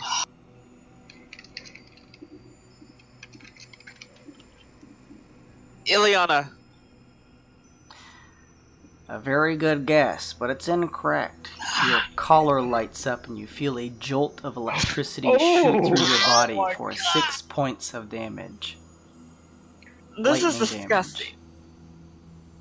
I don't like you guys anymore. This is quite rude. It would be something if you were doing, like, I don't know. Not a character. This is that crazy Japanese TV show, Chris, where he had to like cut off his hand if he got our answer wrong, or they fried him with electricity. This is messed up. Like a pie in the face. That would be nice. Funny. It'd be funny, even. But this is sick. Glace. Who was the musically oriented succubus that plagued your Oh. performance back on Halcyon? I had a crush on him. I look at everybody. I think his name was Flavia. Oh no, what was his name? Flavio. I think I was also with Kaz. Mm-hmm. Flavio. It had to be Flavio. I think. That's correct. Very Oh. good. Aesop golf claps. It's hard to forget a cute face. I mean the name, yeah, but anyway. And Vidi, who's the author of your Roar of the Arboreal Dragon tome?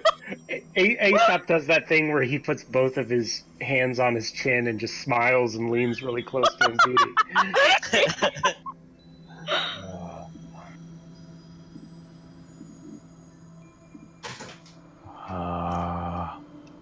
I haven't been formally introduced.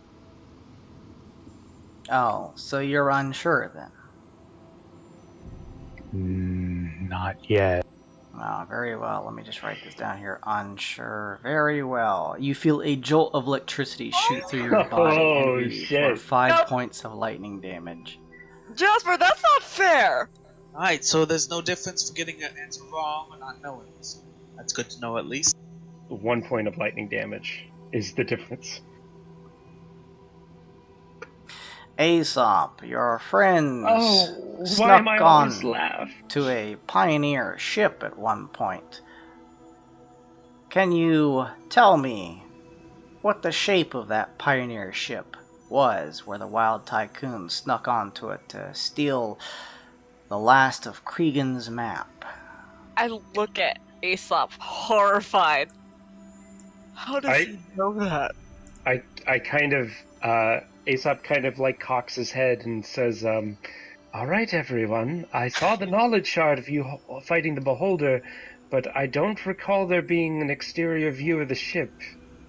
Could you perhaps illuminate me? I prefer not to get shocked. Wasn't it no, it This wasn't is a gonna be whale. bad. Well, I thought it was a giant, like it looked like a giant boulder. Like it was boulder? hidden. That Yeah, can't be right.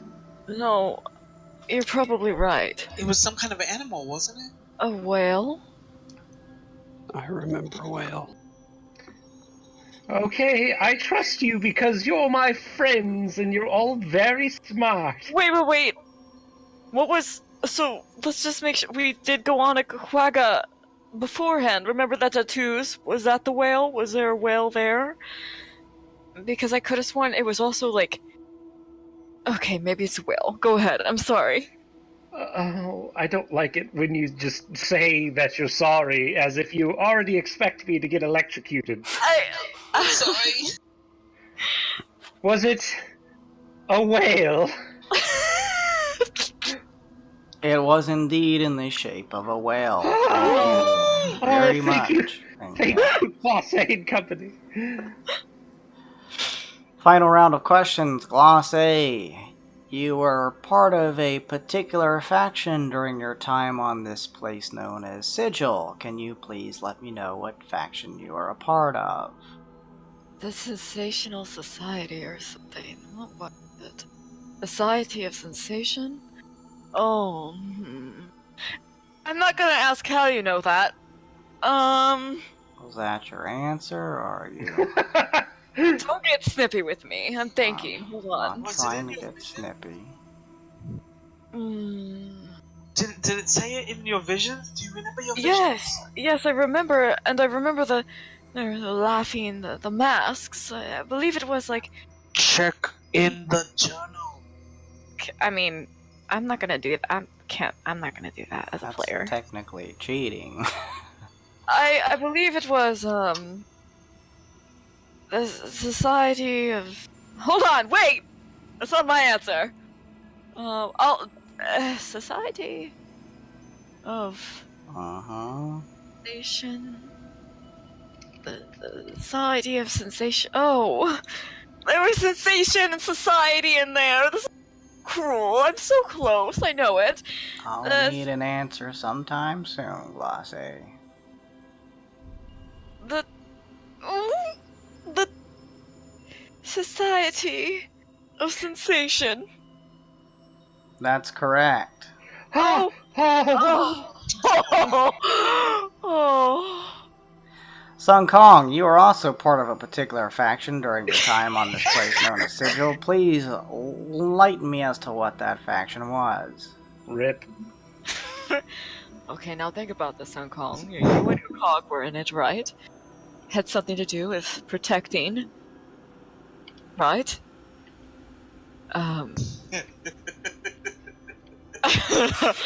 Think about it. It was at Harmony something. think of keywords.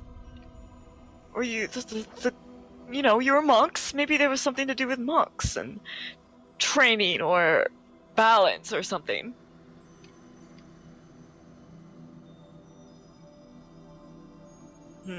Go ahead, Sung Kong. It's okay to say you don't know.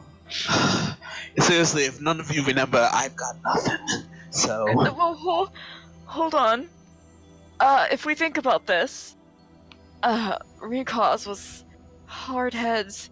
They were called hardheads or hardhats or something like that. Since this is my question, can I do an history check? Wow, good way to go ahead and ruin my next question, Glace. Sung Kong, you may do a history check, an intelligence history check, since you are answering this question. This may not give you the full answer, but it may give you a inclination as to what it was. Alright, very well. You use your inspiration. Oh, this is mean. This is mean. What's the total?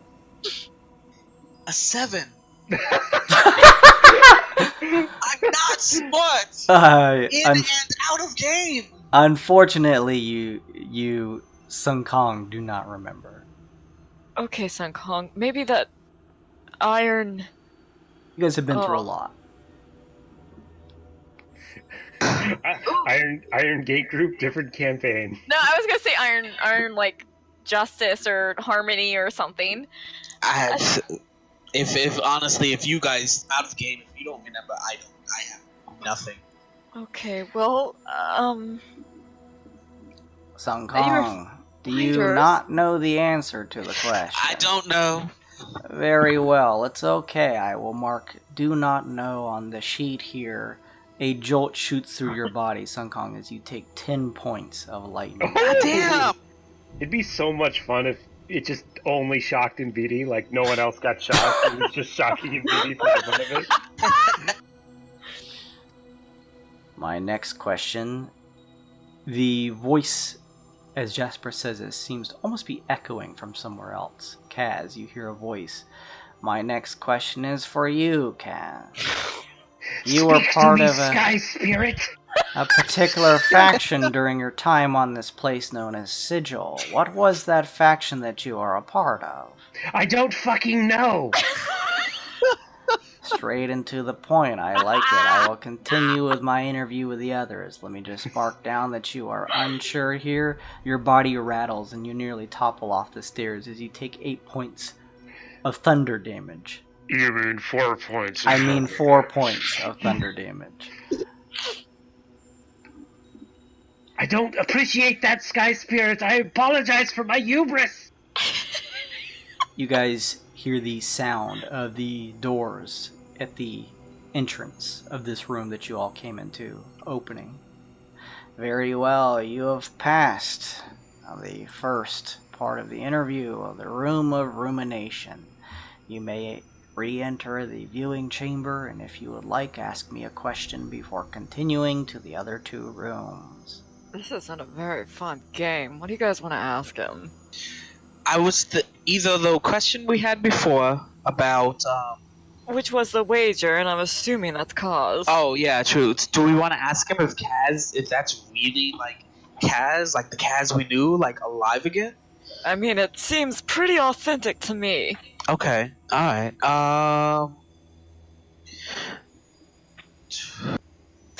Can we ask him how? How he got him?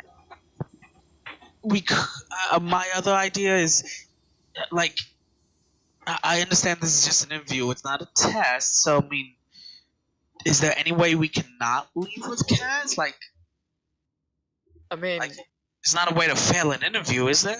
Yeah, that's kind of like my question. There is a way. I've failed interviews before, yeah.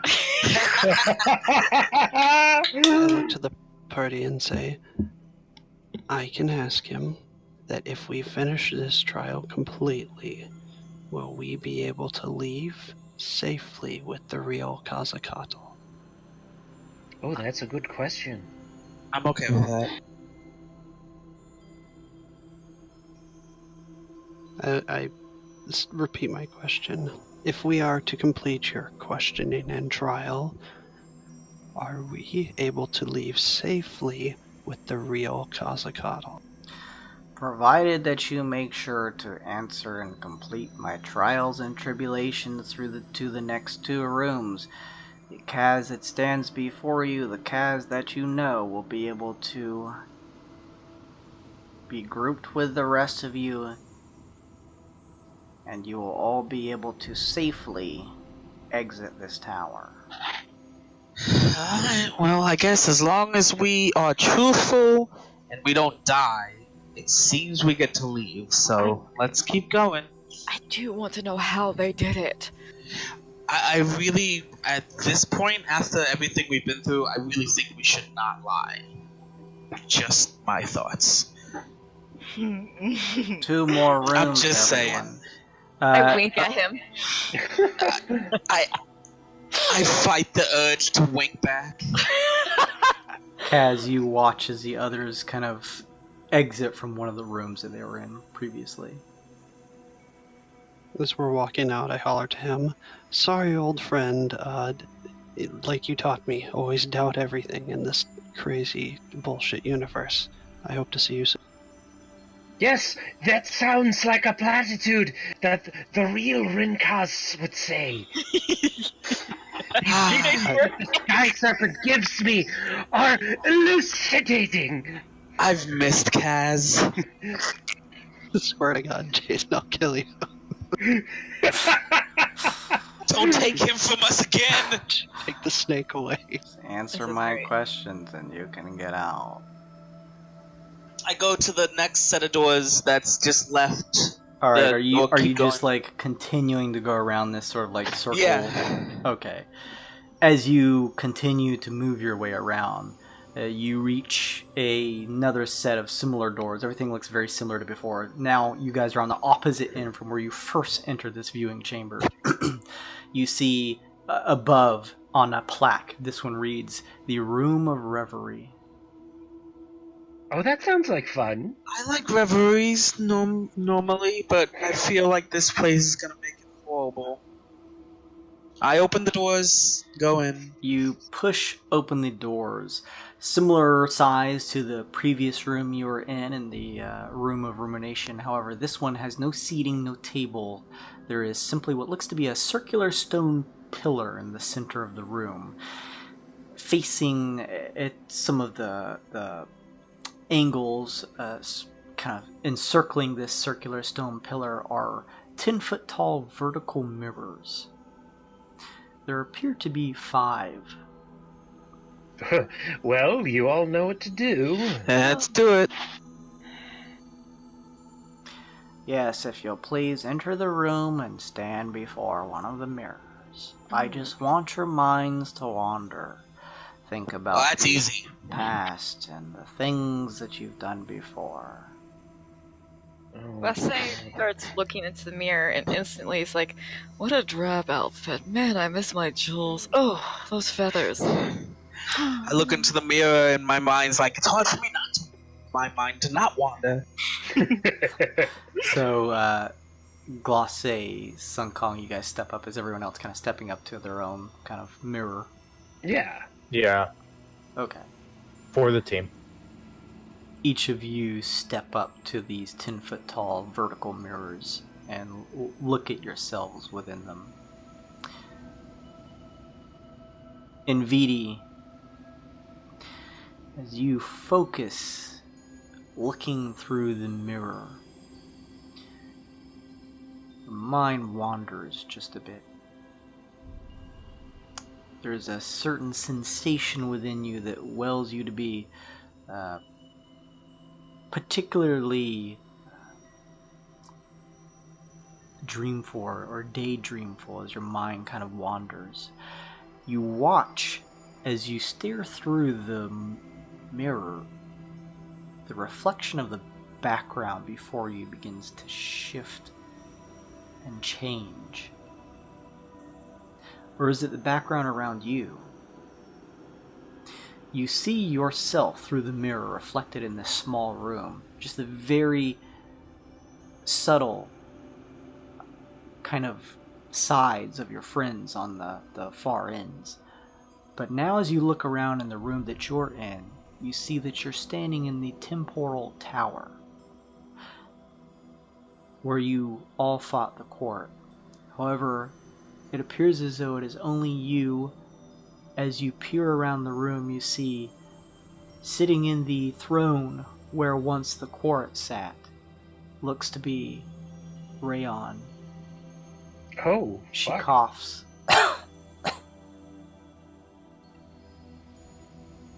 What do you do?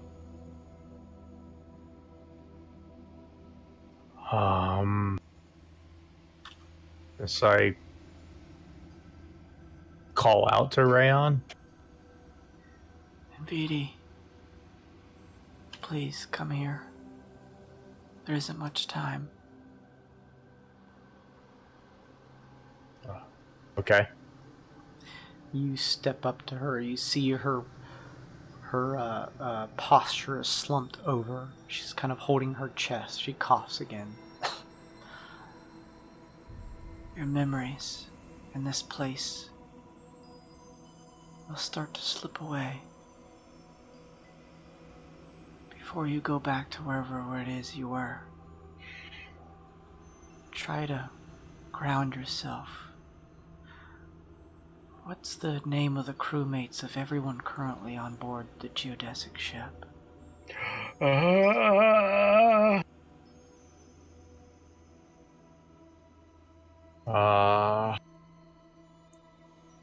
Crew members is in... Sorry, out of character. Crew members is in NPCs or PCs or... Everyone besides your current group, she says. Oh, okay. I believe that would be... let me think. Old Ganny is there. Mm-hmm. Chatter's there. Chunk is there. And we can't help him, right? This is all... Yeah, to you guys, as you each stare into your own mirrors, there's no sound coming from Nvidia. He's not saying anything. Inoki is there. Kui's definitely there.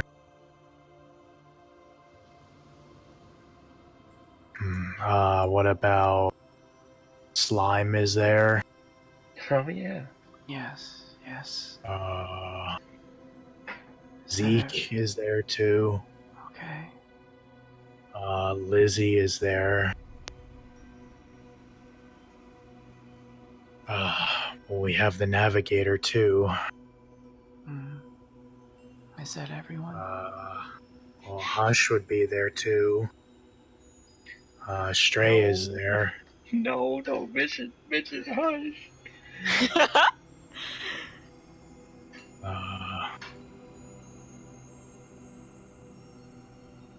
I said everyone who's on board.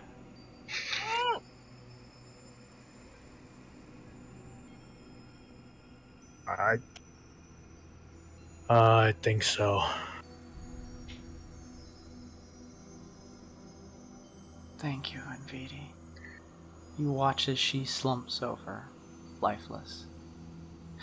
As that happens, Aesop. Oh no, I thought I was supposed to be last.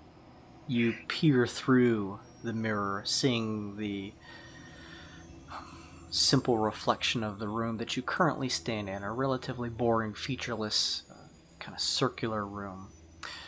As you stare through, though, you watch as there seems to be a flicker coming across the ground in front of you, like a reddish yellow flicker. You look through the mirror and see the same room that you are currently standing in your reflection. As you turn around, a collapsing roof above you made of wood, all caught, combusted, and completely on fire, nearly topples over you. Give me a dexterity saving throw, please. Ooh, I'm good at these. Hey, this time it actually worked when I said I'm good at these. Hold on, let me navigate back to Aesop's page. I was on Kaz's page. That is going to be a 24. Very good. You quickly dodge out of the way. You find yourself in a very small room. Well, not small room, but a medium-sized area, very different from the one that you were currently standing in. There are pangs of familiarity with this room as you look around, seeing what look to be various ingredients and flasks and alchemical ingredients and properties hanging about the room. However, currently the room is ablaze.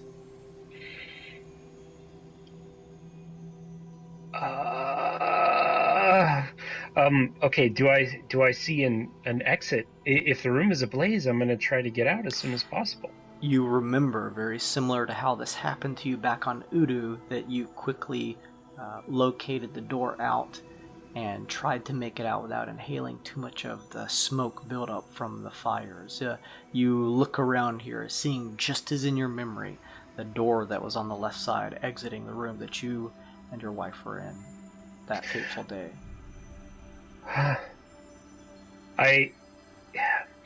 Do I feel like I'm reliving this, or is this current Aesop re-experiencing it? Because it may be very different what he does. It feels as though you are reliving this memory. Okay, so current Aesop is reliving this memory. It feels as though this is the same kind of steps of occurrences that happened. Okay. As when it initially happened. Okay, I take one look back to see if I can see Melody, and I just see fire, and then before the smoke overtakes me, I just run out of the room. You look back into the fires, unable to see any silhouette of your wife, Melody, and quickly trying to keep your head low from the smoke buildup, push through the door. It stings your hand from the heat as you push the wooden door open. You try your best to make by through the collapsing pieces of wood and posts as it all begins to fall down. The smoke buildup becomes more and more increasing. You find yourself coughing and hacking, and your vision begins to blur as you find yourself toppling over. Everything goes black.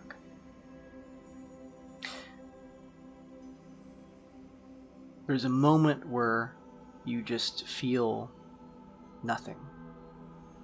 And then a sensation, a feeling of you being dragged across grass, dirt perhaps.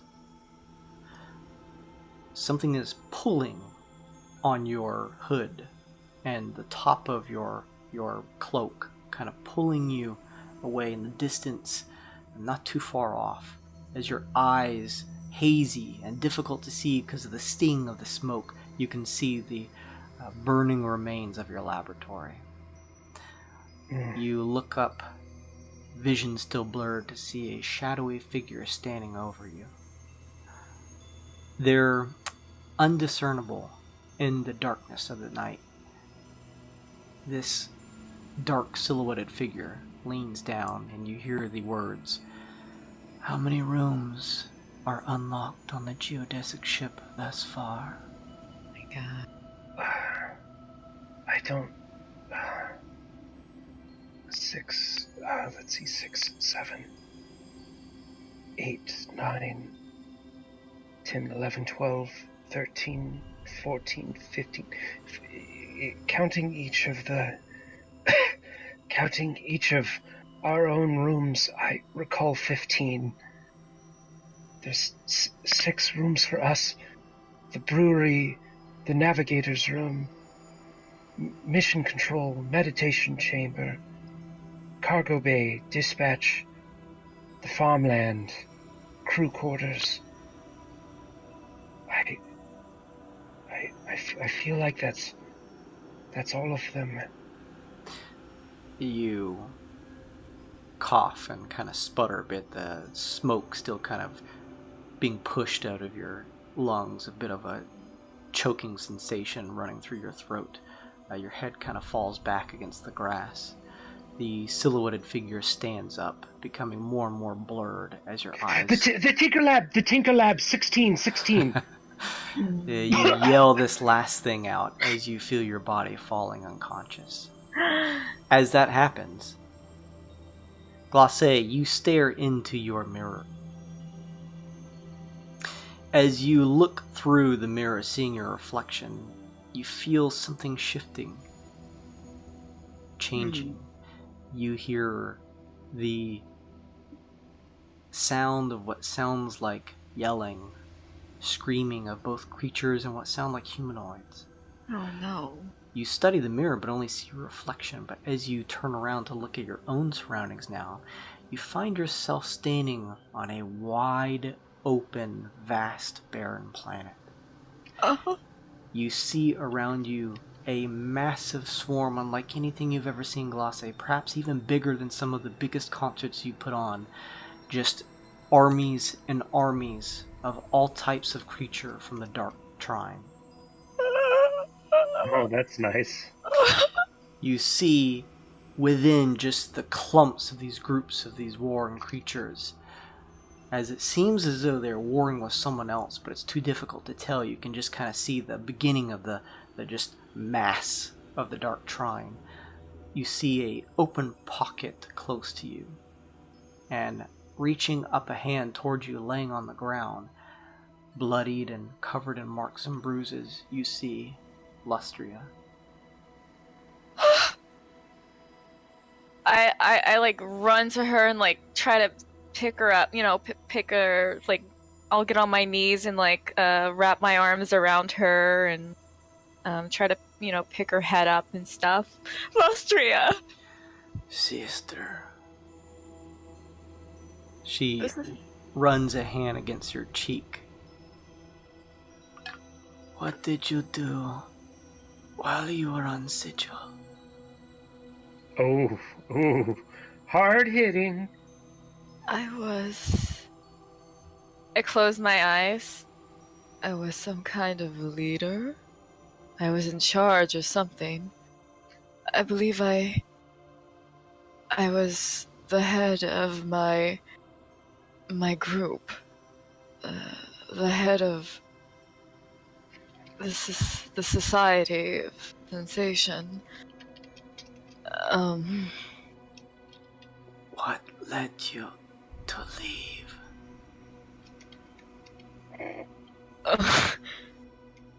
An accident. We were all used by something. We didn't leave, it happened, didn't it?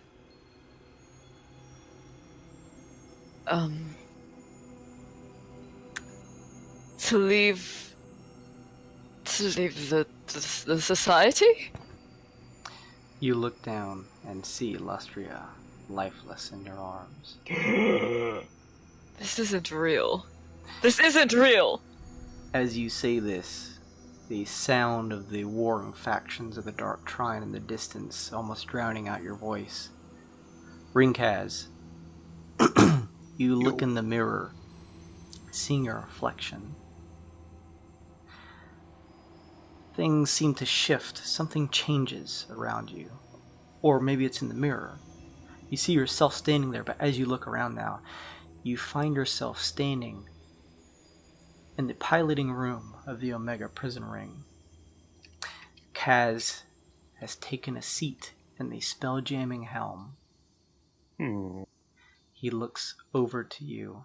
You appear to be the only two in the room. As he looks at you, studying you for just a moment, Kaz says, "Did you keep the Mimir safe?"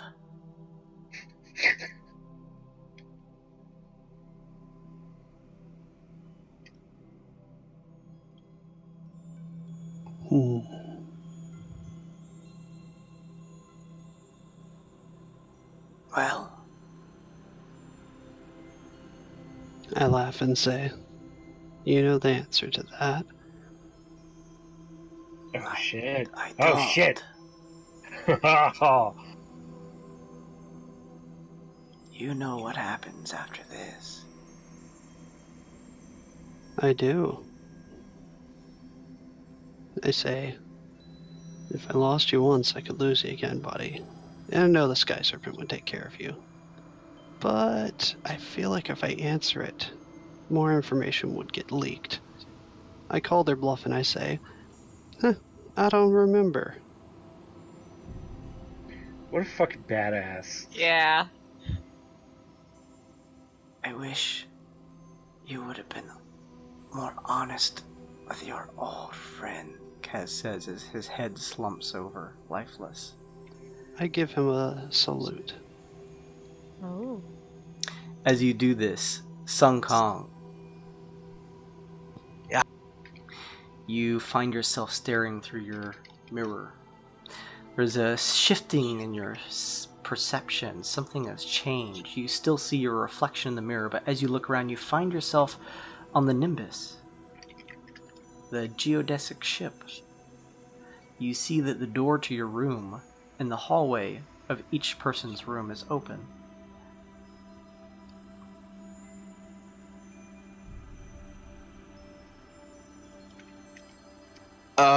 Okay, I go into my room.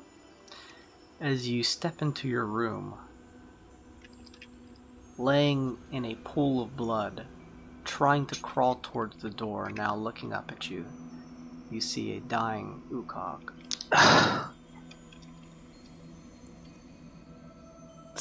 I kneel. She grips at your knee and pulls you as much as she can up to you, kind of into your chest, and looks up and says, Sung Kong, what happened to the Lady of Pain? God damn it.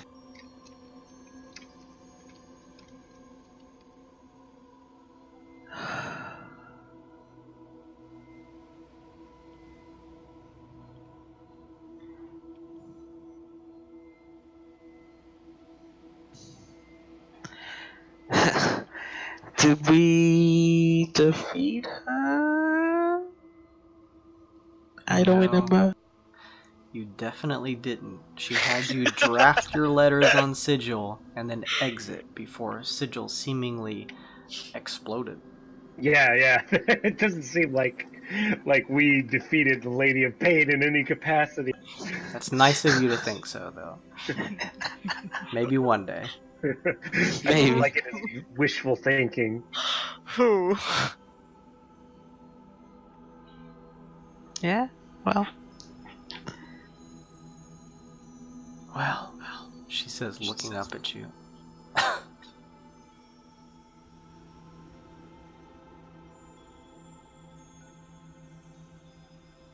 I'm sorry. She falls lifeless in your arms. Oh, that sucks.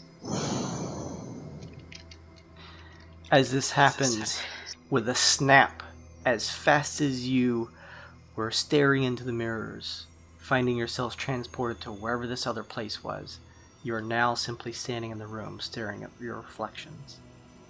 That wasn't real. That wasn't real. That was all my head. That wasn't her. That wasn't I hate real. this place. Can we please leave? Let's hear- just go do the next room. You hear the sound of the double doors unlocking and shifting just a bit, allowing you to push through. Very good, everyone. Now, if you'd like to please re-enter the viewing chamber, you've passed the room of reverie. You're welcome to ask me a question if you'd like, but if you want to save time and hopefully get out alive, you're more than welcome to just skip it. Oh dear, why did he say get out alive? I looked at everybody and say maybe that we should ask and see how much time we have left to get out safely. We Or can ask maybe we Carl could ask. that. I mean, you know, we could ask him how much the sand has gone. down. Or maybe about what the next trial is. Oh, that's a good idea, actually. It actually isn't a bad idea. Why do they want all this information? Because that's all they ask for. They But provide there's the gotta be a take. reason. They've gotta be a reason. Why can't... I mean, if they're gonna answer...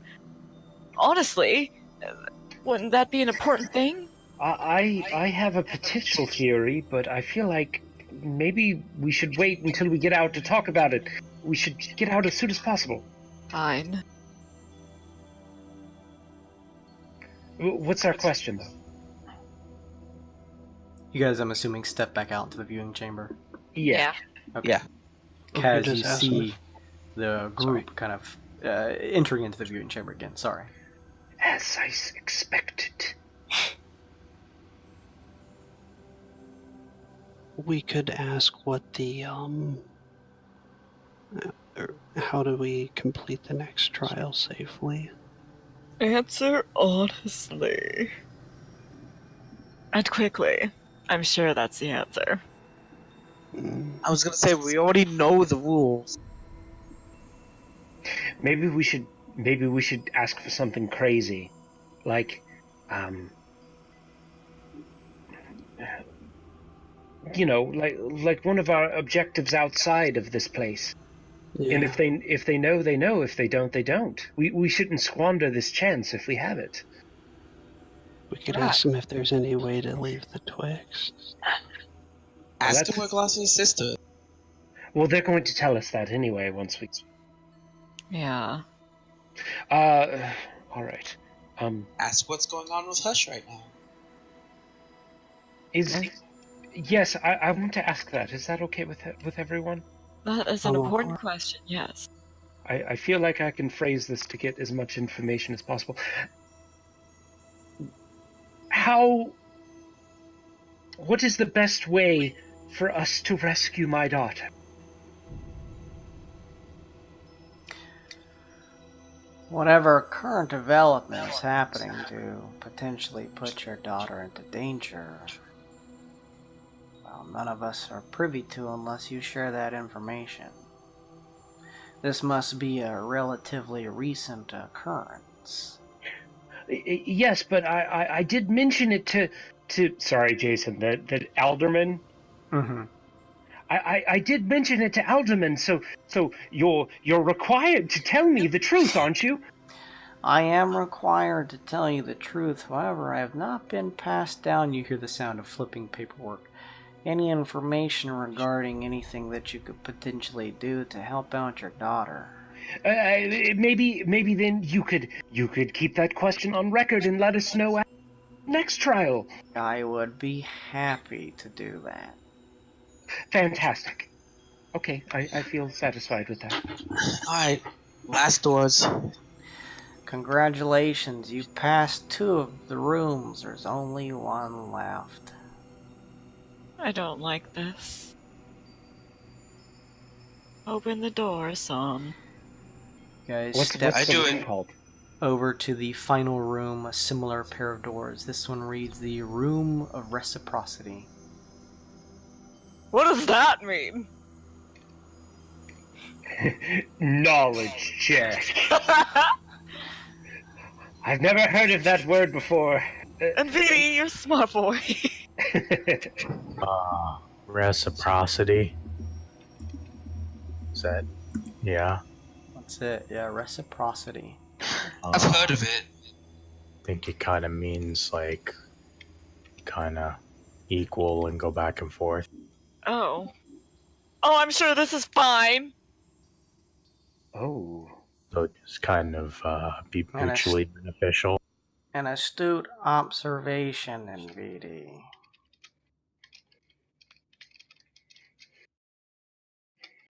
Well, let's go in. Go in. You guys push into the last room, the Room of Reciprocity. Yep. You find yourselves here. As you push the double doors open, you enter into a very similar room to the others, medium-sized. However, there is no pillar, there is no table with chairs. This room, the obsidian marble covering the makeup of it, similar to the others now. There is simply a golden trim of a kind of polygonal circle, if you will, at the center. You notice that there seem to be about 5 foot wide, what look like golden plates that are elevated just a inch or two off of the ground. They seem to be etched with some type of symbols. However, it would require you to step into the room further to inspect them more, to really see what is on each of these. Well, let's go, everyone, please, quickly. I get on a plate. Wait, what's on the plates? Skorge's already standing on one.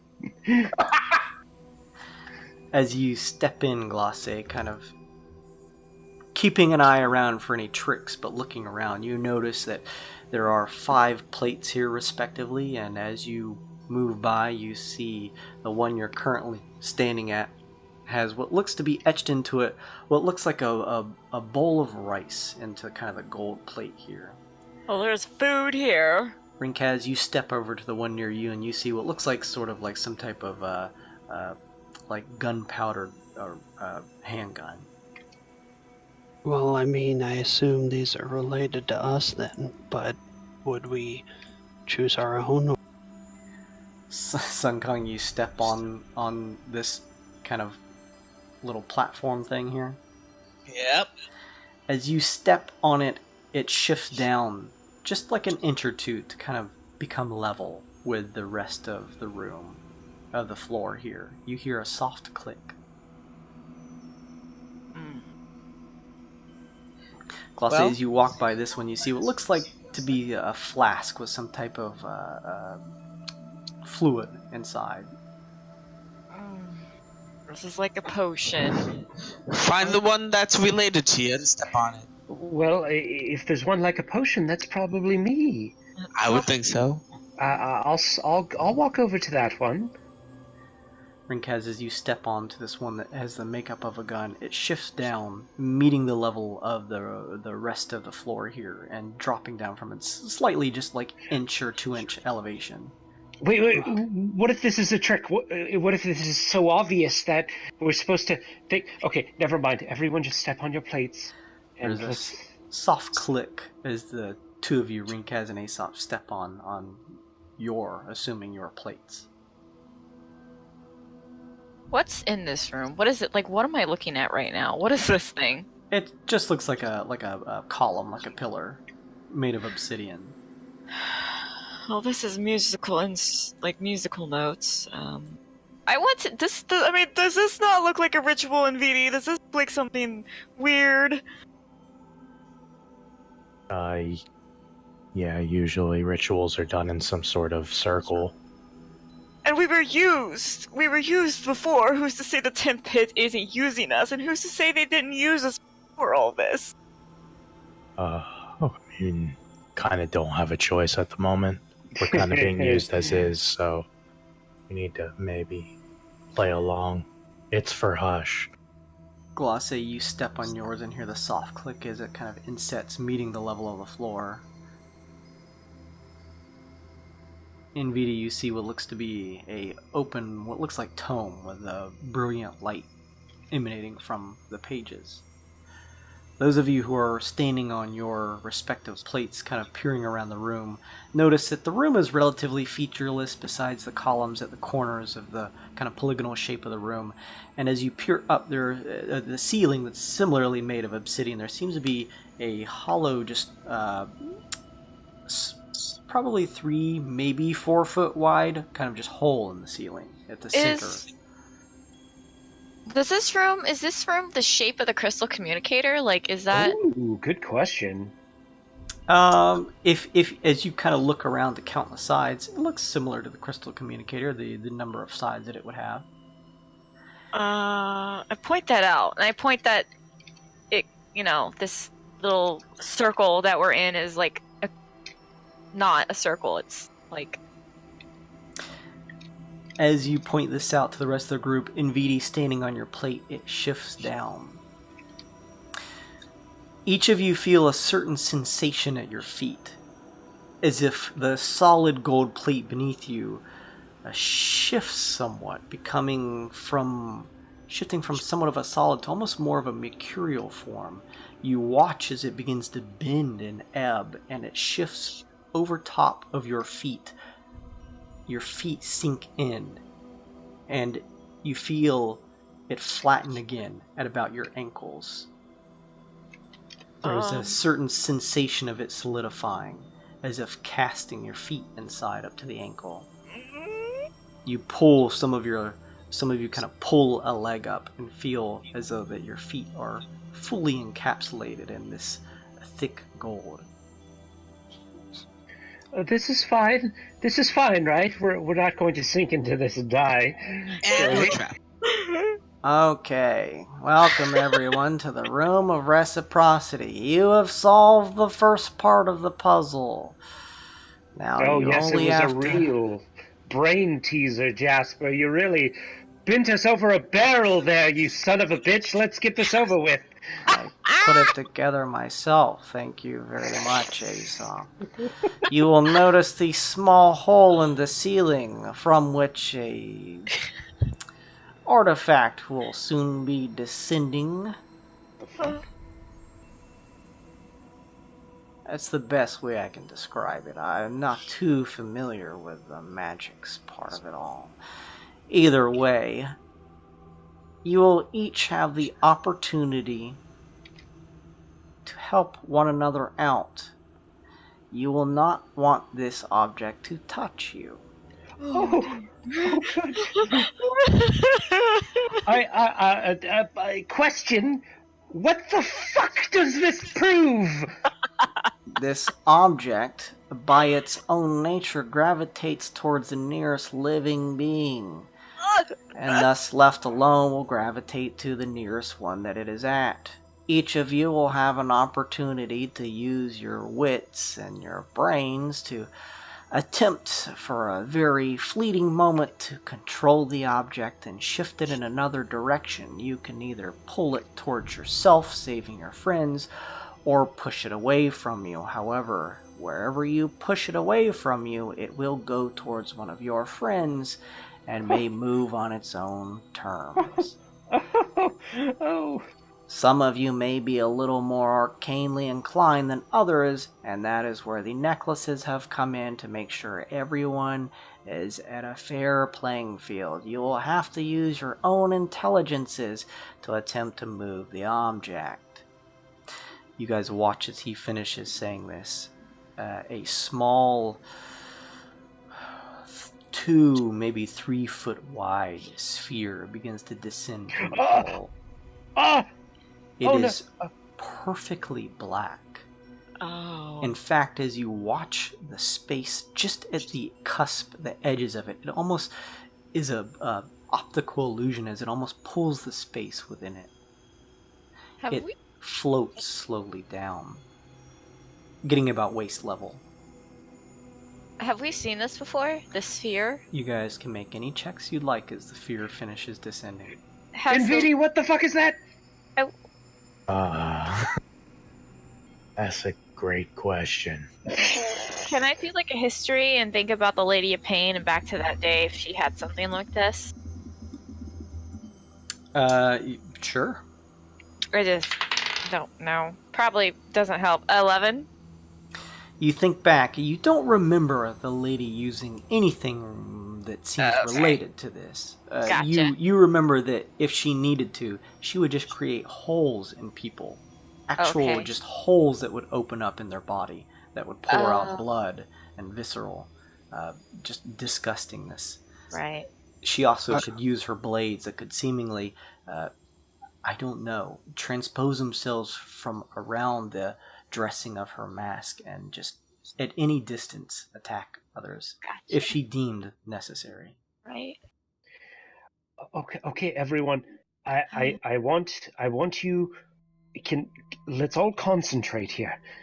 If it moves towards someone, that's bad. So we all need to exert the same amount of force on it at once. We can all keep it in the middle. I want everyone to think of of a scale, a numerical scale between 1 and 10. And everyone just think of the number 5 for me, will you? 5. Yes. Middle of the road. Just think of the exact middle of the road. Yes, it's a good way to put it. I need everyone to roll initiative, please. Ooh, Aesop, girl. Oh, Ringcat. Oh, and VD. VD. Be in combat. Gotta start sucking that Roll20 dick, bro. You're losing it. Look at all these rolls. We're almost all above 20, and then NVIDIA is a 3. I don't know why I didn't use my card there. From the description of Jasper, it seems as though if you guys were to exert a basic intelligence check against this strange sphere, that you could perhaps, even if minutely, affect its movement.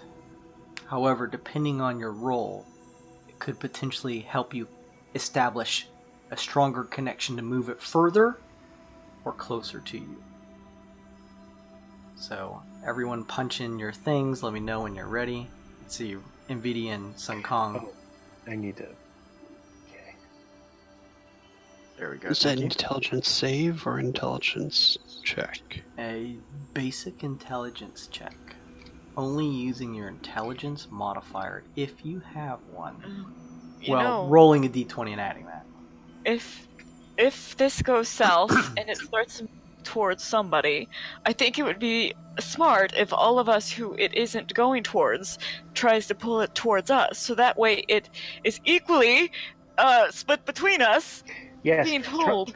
Everyone try to split. We all have to shoulder this burden together. Mm-hmm. Glace, please roll me a 1d6. Or, I'm sorry, a 1d5. Oh, okay. Interesting. 4. You guys watch as this silent, 2-3 foot wide sphere listlessly shifts towards Rinkaz. Rinkaz, you're up. You see this just about maybe waist, maybe chest level sphere of just complete devoid blackness shifting towards you. I'd like to use the mind power that I do not have to move it away from me. Okay, make me a just basic intelligence check.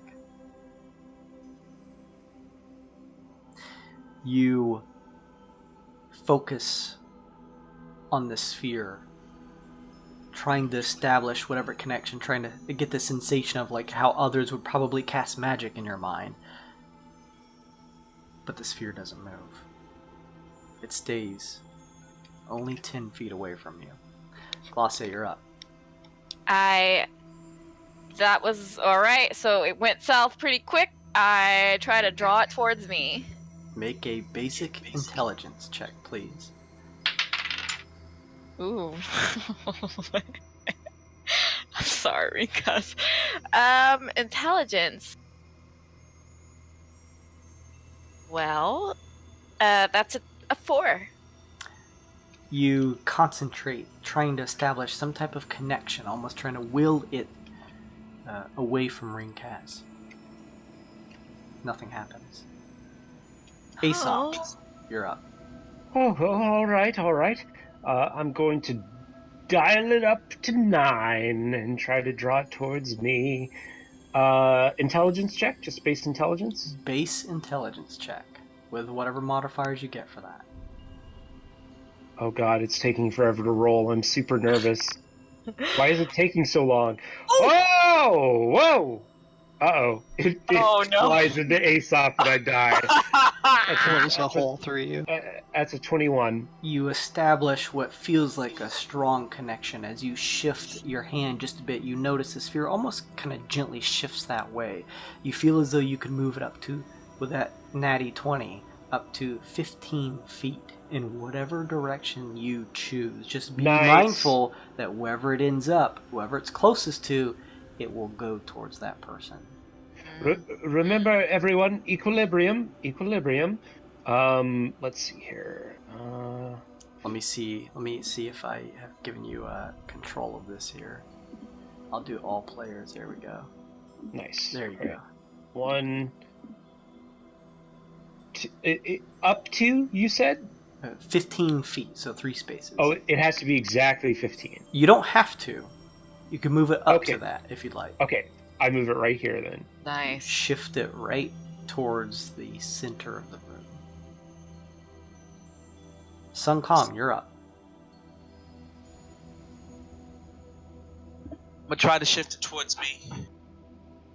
Okay, make a base intelligence check. 11. With that 11, you feel as though you could shift it 5 feet in whatever direction you want as you kind of wave your hand and watch the sphere just shift a little bit. It's almost like controlling the key of the object. It shifts and moves, completely devoid of any noise as it moves one space closer to you. And VD, anything you'd like to do? Thing I'd like to do. Could get up to about a 6 in VD, just... About a 6. Yeah, I'd like to try and move it back towards me a little bit to get it towards center. Sure. A base intelligence check. 16. Oh, nice. You feel as though you could move it up to 10 feet with that check. As you hold a hand up to your head, you kind of feel it shifting and moving with your senses. Up to 10 feet. If you want it, yes, you have control over it up to 10 feet. So if you didn't want to move it the full distance, you don't have to. About right there. All right, very good. With that, we roll back up to the top. It's the sphere's turn. You hear Jasper. Oh, yes. There's only a few rounds left. Just be mindful that each round the sphere is gonna move a little faster. I hate everything that's happening right now. This is disgusting. I kind of wish Rek was here for it, but that's whatever. Rinkaz, please roll me a 1d2. Okay.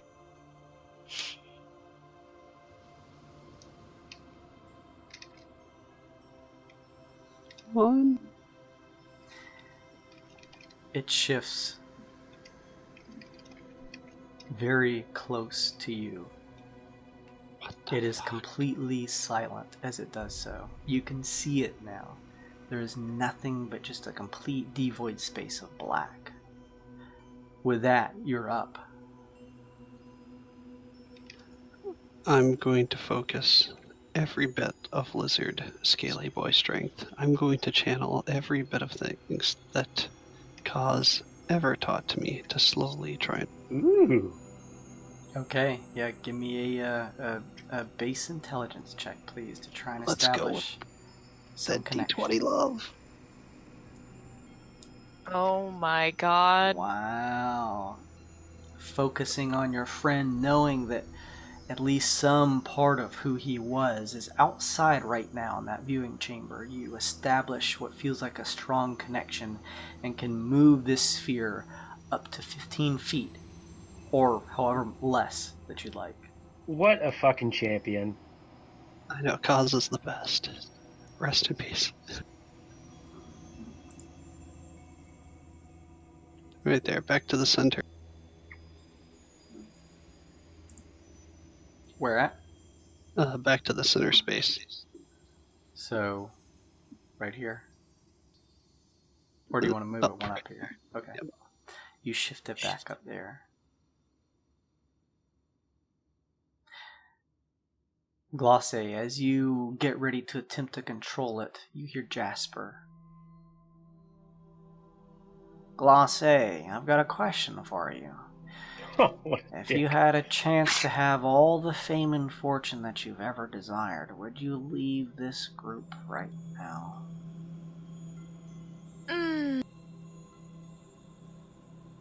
I mean, how would I? That depends. How would I get that fame and fortune? Let's just say hypothetically, everything you've ever wanted.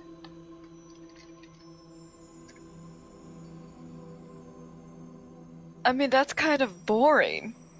Getting it all right at once, isn't it? Isn't the whole point just the journey and showing off along the way? Besides, I mean, you guys are oddly, weirdly enough, I mean, family to me. And I don't think I want to leave the group. I mean, I get pretty famous just being in the group. So no. Very well. You may attempt to control the sphere. Can I do an Arcana check on the spear, or is that... You may do an Arcana check to identify the sphere. That's what I want to do.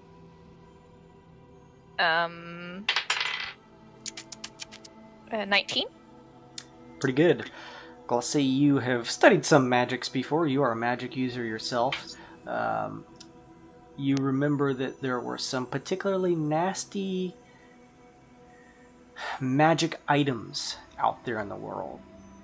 And although you're not 100% sure, this sphere of just a voidless mass very closely matches the description of what you've heard described as the sphere of annihilation. Oh, good, great, fantastic. I kind of figured what that was as a player, but I wasn't. Yeah. Okay, You know that if this touches you and you do not move out of the way, it will hurt. Wow, what a great game! Have you ever played this game? Geez, so much fun. I'm going to... I haven't. Uh-huh. That doesn't You're missing count as out. your question. Oh, the snippiness on this one. I want to...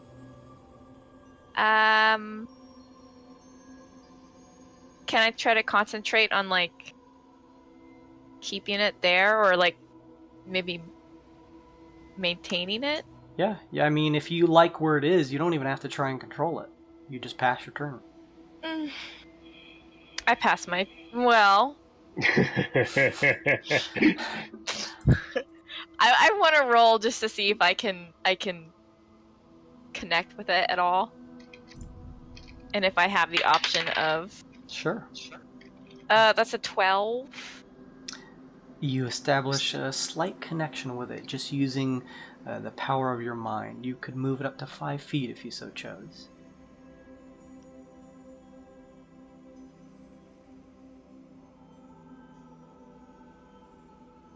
If you want to. Alright. It stays there. It stays there. Okay. Aesop, as you get ready to control it, you hear over the sending stone. Aesop, quick question. Yes. In a hypothetical situation where you must save one of two different things, your daughter Hush or a member standing before you here, Hush. the wild type. Okay. I just looked to them and say, I said no more lies, right? Mm-hmm. I would rescue Hush without hesitation. I don't blame you. It's I would hard. be angry if you didn't answer Hush. You may attempt to control the sphere, Aesop. Oh, that's only going to be a 5. You attempt to establish a connection, but you don't find purchase in trying to shift it as you kind of move a hand to see if you've connected. Worth a shot.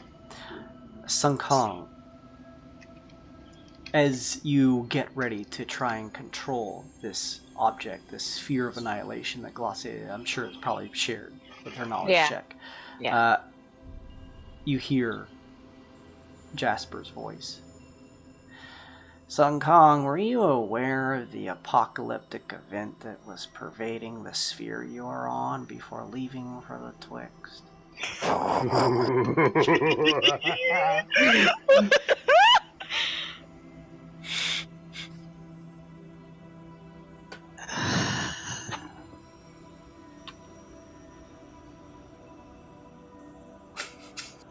Sun Kong sleeping. No, I'm here. This is up to your character. Your character doesn't have to know what was going on. He gets shocked.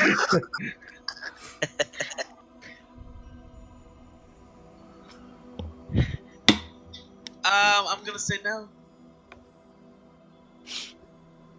Very well. You hear him say, you can try to control the sphere.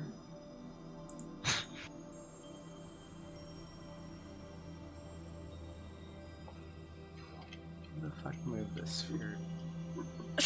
Goes up. Oh, sorry, I have to make the roll. Yes, please.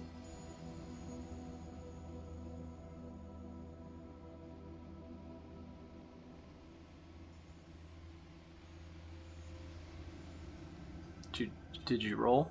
Oh, there we go. Okay. 9. You attempt to establish a connection, but unfortunately are unable to do so. NVD, it rolls around to your turn. You hear Jasper say, "What's the most important thing in your life, NVD?" Ooh. Shiny booty. Oh.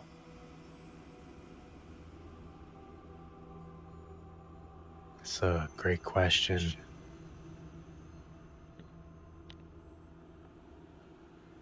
Not a whole lot of time to answer it before the sphere smashes into one of you. Just pointing that out. Yeah, so can you write down helping others, please? Helping others. Done. You may try to control the sphere. I will pass. Alright, you pass. Aesop, please roll me a 1d5. What? Wait. Why am I doing that? Okay. Roll 1d5. 4. What? Why are you laughing, Jason? Rinkaz, you're almost used to it now. The sphere shoots your way. That's fucked up, Jason. It begins to enter your space. Oh! I'm going to require you to please roll me a dexterity saving throw, please. You can do this. You can do this. Use your inspiration. Oh, you don't have it. Don't have it. Hi, Twitch viewers. If you'd like to give Rinkaz inspiration. Oh, Wait, what is this? why did it move again? What is this? It's attempting to touch you, so you are having to dodge out of the way as it enters your space. It can attempt to fuck off. It could, yes. That's right. Remember, I have Indomitable, so if I fail, I can reroll. Oh, thank the fucking Lord. 15. Ha! Excellent. You shift just out of the way, enough to where the sphere touches your shoulder and the left side of your sort of diaphragm, but doesn't just completely impact into your chest. You feel a disgusting burning sensation, and you watch as your scales are literally being torn off of your skin. Oh my god. I feel like serpent, yes. What was that? Wait. I said I coil like serpent. Did he fail? Because Indomitable it triggers on a fail. He succeeded. Oh, okay. So you only take 8 points of, let me double check here, force damage. However, Darth Vader. it is still right in your squares. You're kind of like doing your best with your feet kind of stuck up to the ankles in this solidified gold to kind of just shift down away from the sphere. It is your turn, though. As it becomes your turn, you hear Jasper. Rinkaz, I know you're a little busy right now, but could you please tell me, where is Cregan? Oh, actually, we don't know though. Well, the last time I saw him, he bid me farewell and said, "Hey, Rink. I think I'm be heading off for a bit. Complete honestly, I'm not sure where he left. I can take a guess. I mean, he may have gone to Relica, but I mean, I shrug and I stop myself from shrugging right into the orb and say, honestly, I don't know. But I'll say I think Relica. Oh, very well, that's been noted. You may try to control the sphere from continuing to consume your body.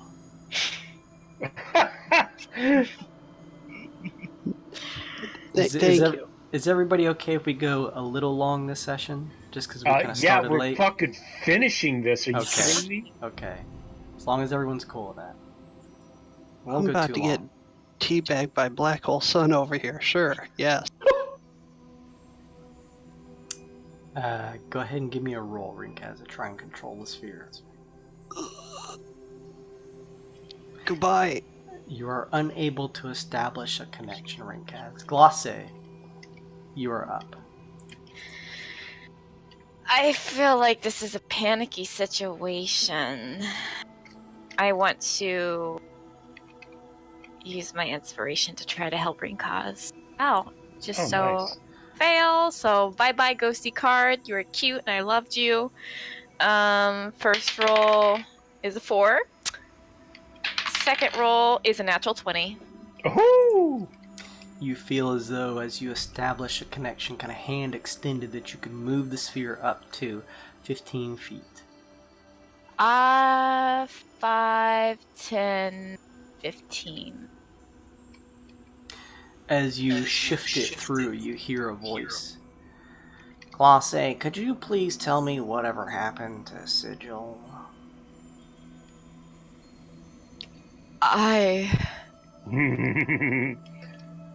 It exploded. That's been noted, thank you. Aesop. Okay. So what are we doing here? Are you asking me a question, or am I psychically controlling the death ball? I'll allow you to psychically control the death ball if you'll please tell me that the mirror in your possessions is currently safe. Did I hear that question get asked to someone else, or that was in the mirror room, You right? didn't hear the question. However, then- Rinkaz, you hear him ask this over the Ascending Stone. If Rinkaz doesn't make any sudden movements or indications, Aesop is going to say, "What, the black skull thing? Yes, it's on the cargo hold of our ship." I was gonna say I shrug and say, I hear him ask this, right? Yes, you do, yeah. It's like an intercom in the room. I said, you already asked me that, pal. Oh, does he don't answer that believe then? I did, but noted, Aesop, thank you. Oh, okay, alright. Fair enough. Fair enough, I did say that in character. You may control the sphere now if you'd like. Okay. That's another 6. Same roll. Well, no, actually, that's one above my last roll, to be fair. You attempt to establish a connection and are unable to do so. Sun Kong, you are next. As you attempt to control the sphere, you hear Jasper. Sun Kong, were you aware that although you were the strongest among your people on what you considered the planet, that you were actually on a smaller collection of islands?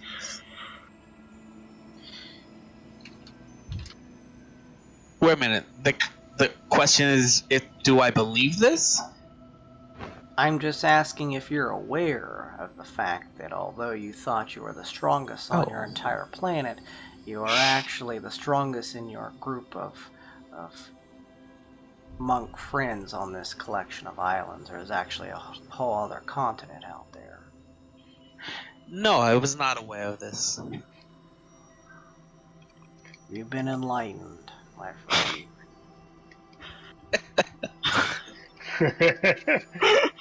I'm enriched with the power of knowledge.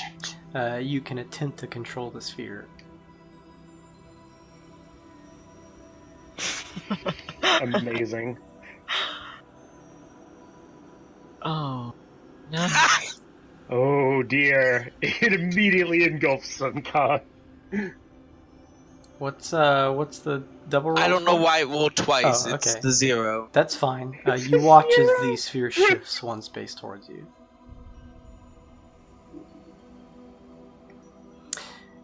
NVD, you're up. You hear. NVD, has your book told you anything about Twilight? We don't speak of Twilight. Who's we? That's what the book told me. Well, very well, noted. You may control the sphere if you'd like, if you can. I will try. 17. You feel as though that you could move the sphere up to 10 feet.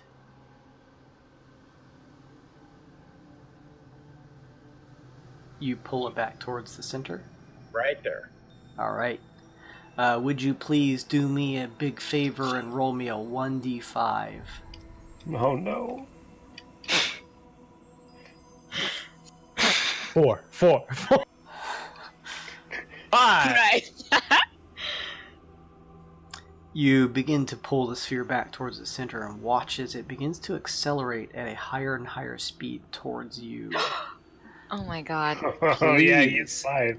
Roll me a dexterity check or a dexterity come on. saving throw, please. Inspo.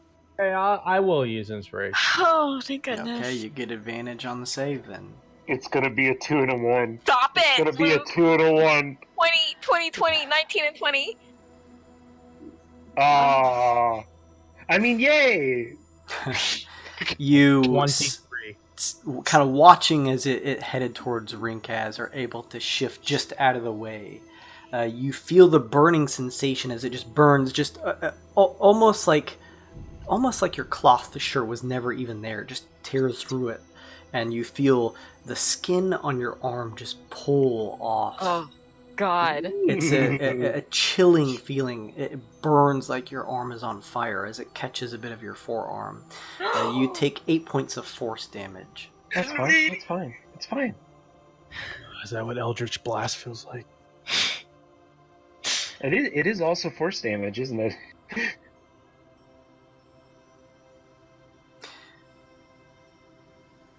With that, Rinkaz, you're up. Doesn't VD get to, or did he already roll? Never He mind. rolled. He moved it towards the Yeah. center, but now it's Yeah, that moving was- much faster.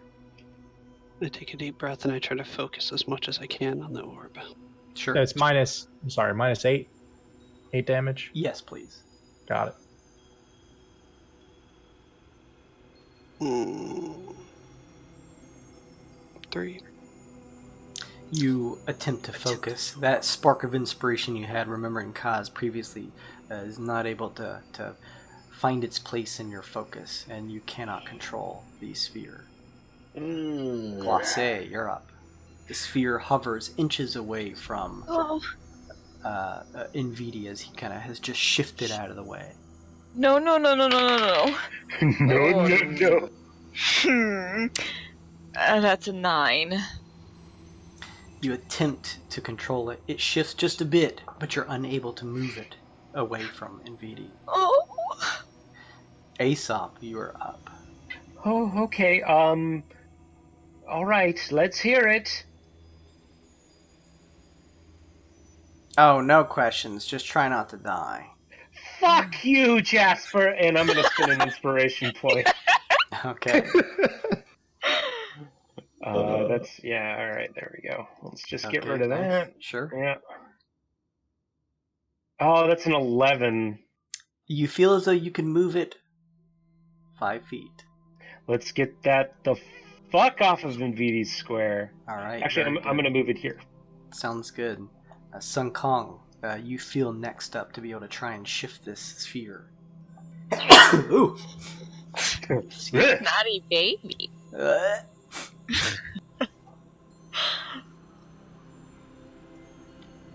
You want to try to move it, Sun Kong? Oh, no monkey. You don't Nope. want to. You attempt to, but unable to. No. And Vidi, you are staring down a sphere of annihilation 5 feet away from you. It is your turn. Come on, NPD. I will try to move it. Alright. Now's the 20. Oh. I got a 10. Oh no! You feel as though you could shift it 5 feet. Hey. It's gonna go right there. Alright, you move it right there. It shifts, barreling towards you at a very high speed now. Please make me one more dexterity saving throw. 13. Double check here. Wow. That just meets. You duck, feeling the sphere shift over. The skin on your back, you just feel the intense burning as basically the cloth shirt just falls as it kind of tears the entire back of it. It just falls like the sleeves just kind of shift down and the shirt just falls to the floor as you feel this burning sensation on your back as you take 10 points of force damage. Oh, we can't lose our shiny boy. No.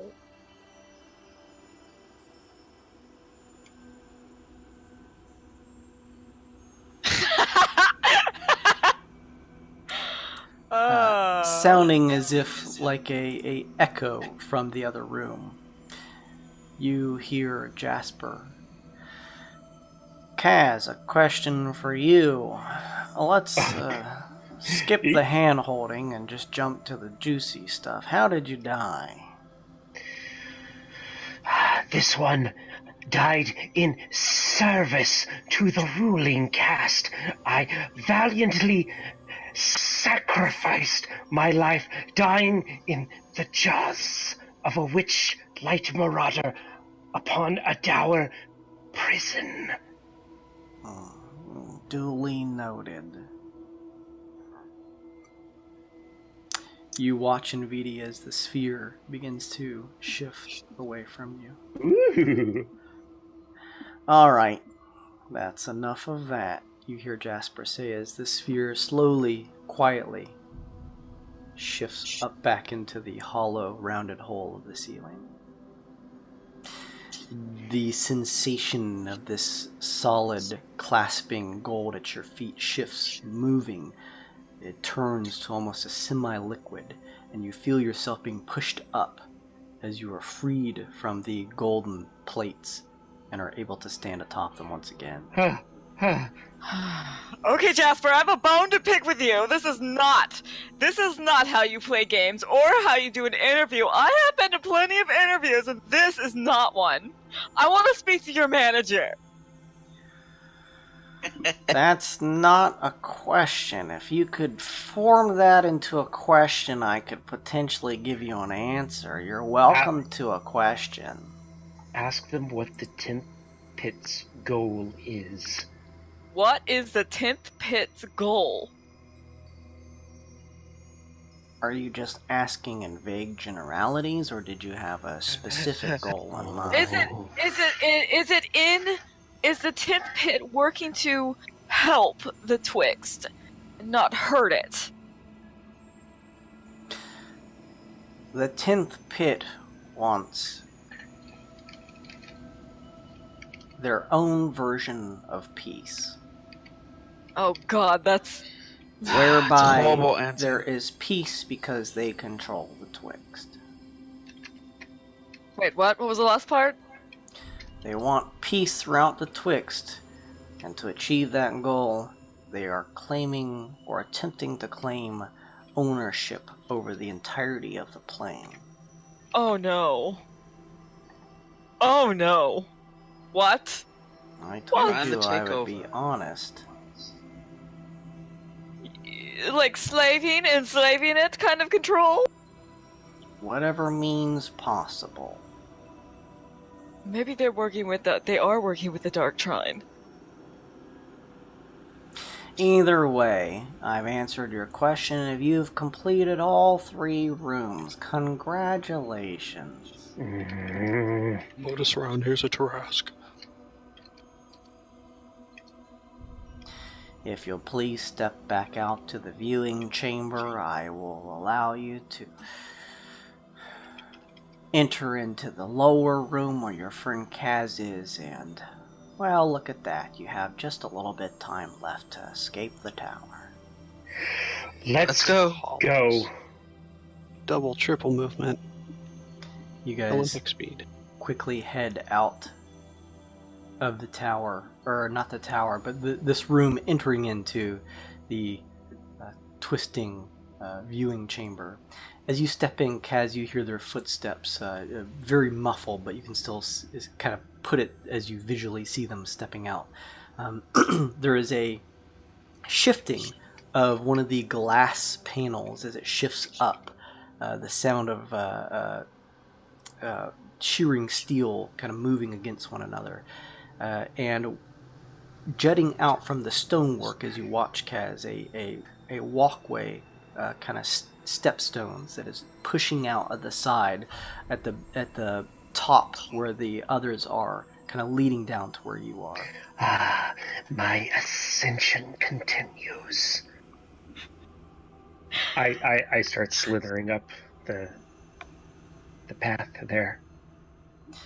Congratulations, everyone. You're reunited with your old friend. If you would be so kind as to, when everyone is ready, and hopefully you do not take much time, please enter through the double doors that is located down in Kaz's room. Let's go.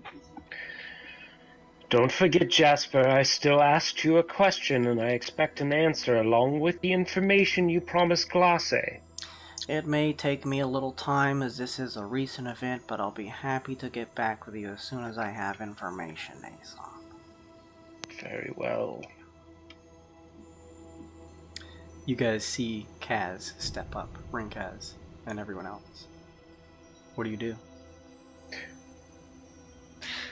Let's get the hell out of here and then the hug and all that. Let's go. Later. Old friend, let's get the hell out of here. Can I ask a question as we leave? If he'll answer you. Hey. Oh, are you asking me? Jasper. Yeah, hi, Jasper. Can I ask you a question? What the hell? Don't make it too long, though. The sand's almost out. Where's our equipment? Oh. Your equipment is safe on your persons. Oh, fascinating. Let's fucking go, please. Time to go. I'm gonna report how snippy Jasper was during this horrible interview. You are more than welcome to do that, Glace. You guys walk up the kind of rounding stepstones that lead up to the double doors that Kaz you initially tried to push through. At this time, as you push through, the doors open. There is a hallway, very narrow, that leads forward. You guys head down this hallway and there is one more set of double doors. As you push through, there is a gust of wind, more so from the opening of the doors than like an actual buffeting environmental wind that hits you. As you look around, stepping outside, you realize that you have exited the tower and are standing on what looks like sort of like a platform on the outside. This is what you see. Some fucking far realm shit. You see the obsidian tower twisting and turning as it must go up for hundreds and hundreds of floors. As you are just taken in by the environment around you, you see there is no stars in the dark sky above, a pervading sense of just complete blackness. There is a glowing yellowish goldish light in the distance, and you now notice, looking on, despite the fact that this tower by itself is something to look at, that there are multiple other towers similar to this. And as you peer over the edge of the platform that you guys are kind of standing out on, you see that the tower just seems to twist down further into a black nothingness. Oh Question. dear. I have a question. Is it like lit like this? Does it seem like it's twilight in this area? Like it's like there's some light like somewhere. It seems like there is a strange sense of a prevailing goldish light from the distance. Oh my god. I'll point that out. Kaz with everyone. Kaz steps out with everyone, and now that you guys have sort of taken this all in at just kind of the moment as it hits you stepping out, you now see standing on the platform, giving you guys a slow clap, a very tall, somewhat slender figure. He is looks male and isn't adorned in what looks like a relatively formal gold sort of a trench coat. He has long hair, two ends kind of coming down in the front, and he has some stylish-looking spectacles. He looks at you as he slow claps and says, "Congratulations, you finally made it. You're free from the tower. I'm Jasper." Have we seen him or someone like him before that looks like him? You can make a history check if you'd like. Yeah, I We like still have narrow my our- eyes. We still have our collars on, right? You still all have your collars on. That's a solid big dick 4, buddy. You're unsure, Glace. Okay. I got a 10. With that 10, you feel like he's in the back of your mind. Like maybe you have seen him before, but you couldn't pinpoint where. Alright, when do we lose the collars? Wonderful. You all made it out successfully. I am very happy for each and every one of you. You've done a good job in making your way through all of my difficult and somewhat perplexing and dangerous trials and tribulations. He flips a page over in what looks to be like a tome he has in one hand. Now there's a part 2 to the interview. Oh, But I wouldn't no. have you worry about that right now. You've all done an amazing job. And you were able to get out just in time before the sands in the hourglass ran out.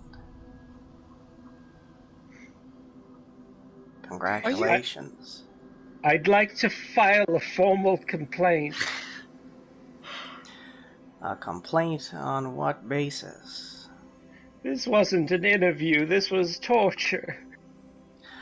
This was certainly an interview. I just want you to know, Aesop and the rest of you, that the documentation you signed, all of the rules and statements therein, were all 100 and complete, full of accuracy.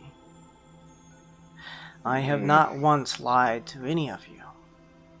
Everything in your documentation is true. You all really should have taken more time to thoroughly read through it all. I skimmed it, Aesop says, looking away. I mean, if you know that, then why... You know, it's really hard for me to support the Tin Pit now. I mean, you guys seem shady as hell. Hey, well, didn't you also say in that paperwork that we would be protected from bodily harm and the like? Mm-hmm. Of course. These aren't our And- bodies, are they? There is one last question that I have for each of you. I'm sure at this point you may have realized that the hourglass countdown was more for us than for you. Yeah, duh. I like look like shifting my eyes like I didn't know, but just pretending, you know, like I knew. He looks at each of you as he sort of pulls his gloves taut and looks up and says, I just want to ask each of you, do you know the consequences of what would happen should a cabal of wizards all simultaneously attempt to cast the simulacrum spell on such short notice. Oh, what is NVIDIA? What is that? It's a I have shame, no idea what that spell is. because I was gathering some good intel there for a while. Oh well, I'll conclude part 2 of my interview with you, and in turn you'll get exactly what you wanted. As he says this, even though the air is cold, your bodies burn. You each look down. Glace, Sun Kong, Kaz, Aesop, Nvidi, Rinkaz. You look down and see that you are profusely sweating. You watch Glace as you lift the hand up and your hand falls down to the ground. It falls onto the ground and explodes in what look like icy chunks that are quickly melting. You each watch as your bodies are unable to hold themselves up and you collapse onto the floor. The last thing you see is Jasper beginning to walk towards you guys as you all melt into a puddle of water. So, as that happens, back in the Obsidian Hall,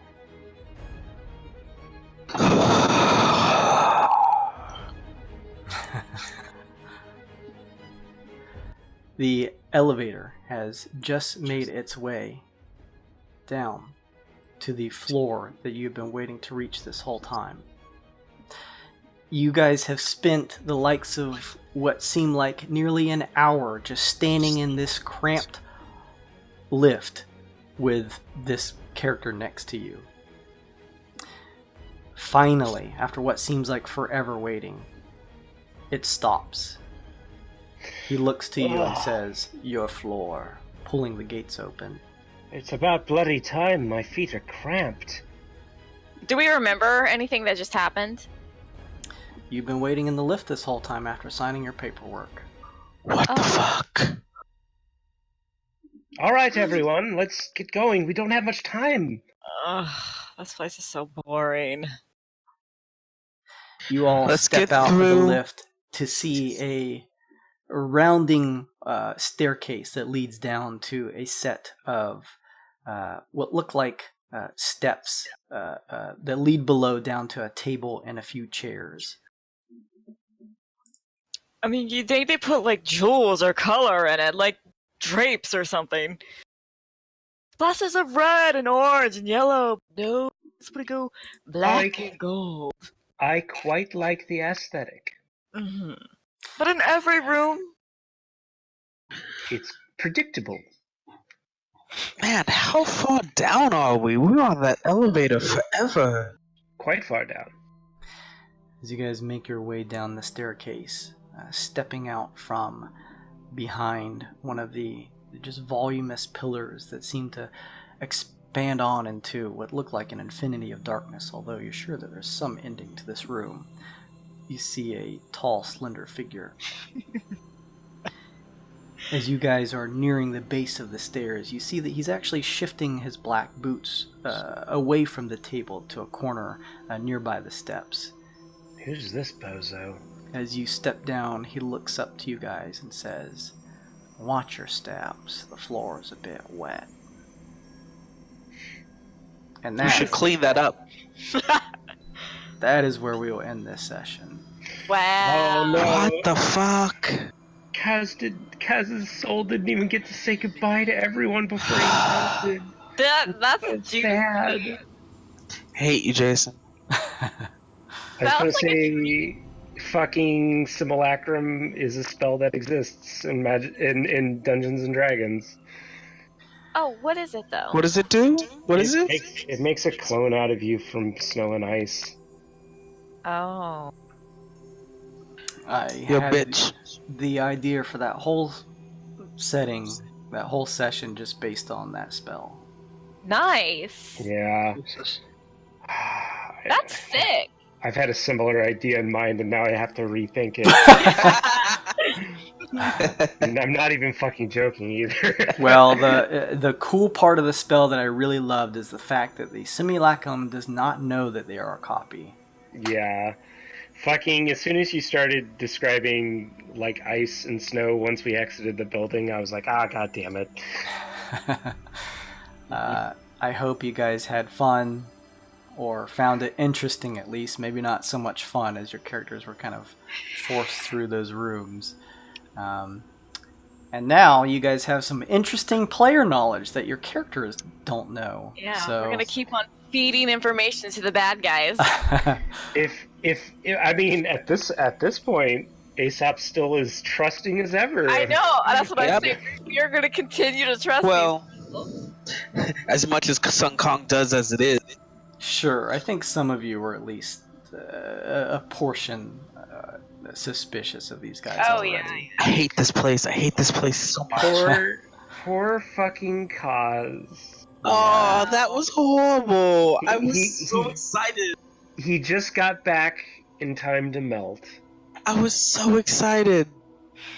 Didn't even get to say goodbye again. That was good. You're a bitch, Jason. Jason, you're fucking cook. Hey, thanks for hosting me, Kevin. That was nice of you. Oh, yeah. I hope you guys had fun. I know we went a little bit late there, but I kind of wanted to just try and wrap that up in a single session and kind of get things back on track. So next session, yes, you'll be meeting for the first time with Jasper, and we'll go from there. So thanks again. Thank you everybody who decided to stop by and watch. I'm looking through the list of people here. Ted, maybe you're not a robot. Thanks for watching. If you're not. Otherwise, it looks like everybody else is robots. But I mean, thanks anyway. The future viewers from the far future, just robots. I appreciate it. If you guys enjoyed watching, you can see all this stuff and more. We archive them here on our Twitch page as well as upload them to YouTube.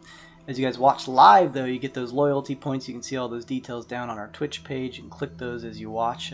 There will be like little wrists that will appear that you can click on and get extra points. But even just watching naturally over 10 minutes, you'll get an extra loyalty point. You can use those to buy all kinds of cool stuff for the party. We may be implementing, I was asking my group about maybe an even smaller, kind of more accessible reward for you guys that would provide a small bonus, but still kind of offer a way for you guys to interact at a very sort of like low scale without having to have to build up too many points. It may be fun. So kind of keep your eyes open for that in the future. I'll probably announce it if we implement that.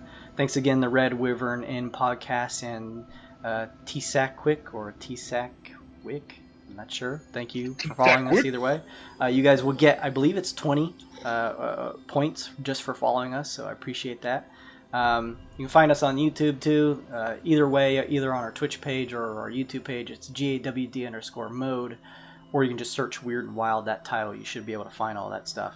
So I appreciate you guys stopping by, and those of you who stayed up late with us, and thank you for watching, and I guess we will see everybody next week. Bye-bye, everybody. Bye-bye. Bye. Bye.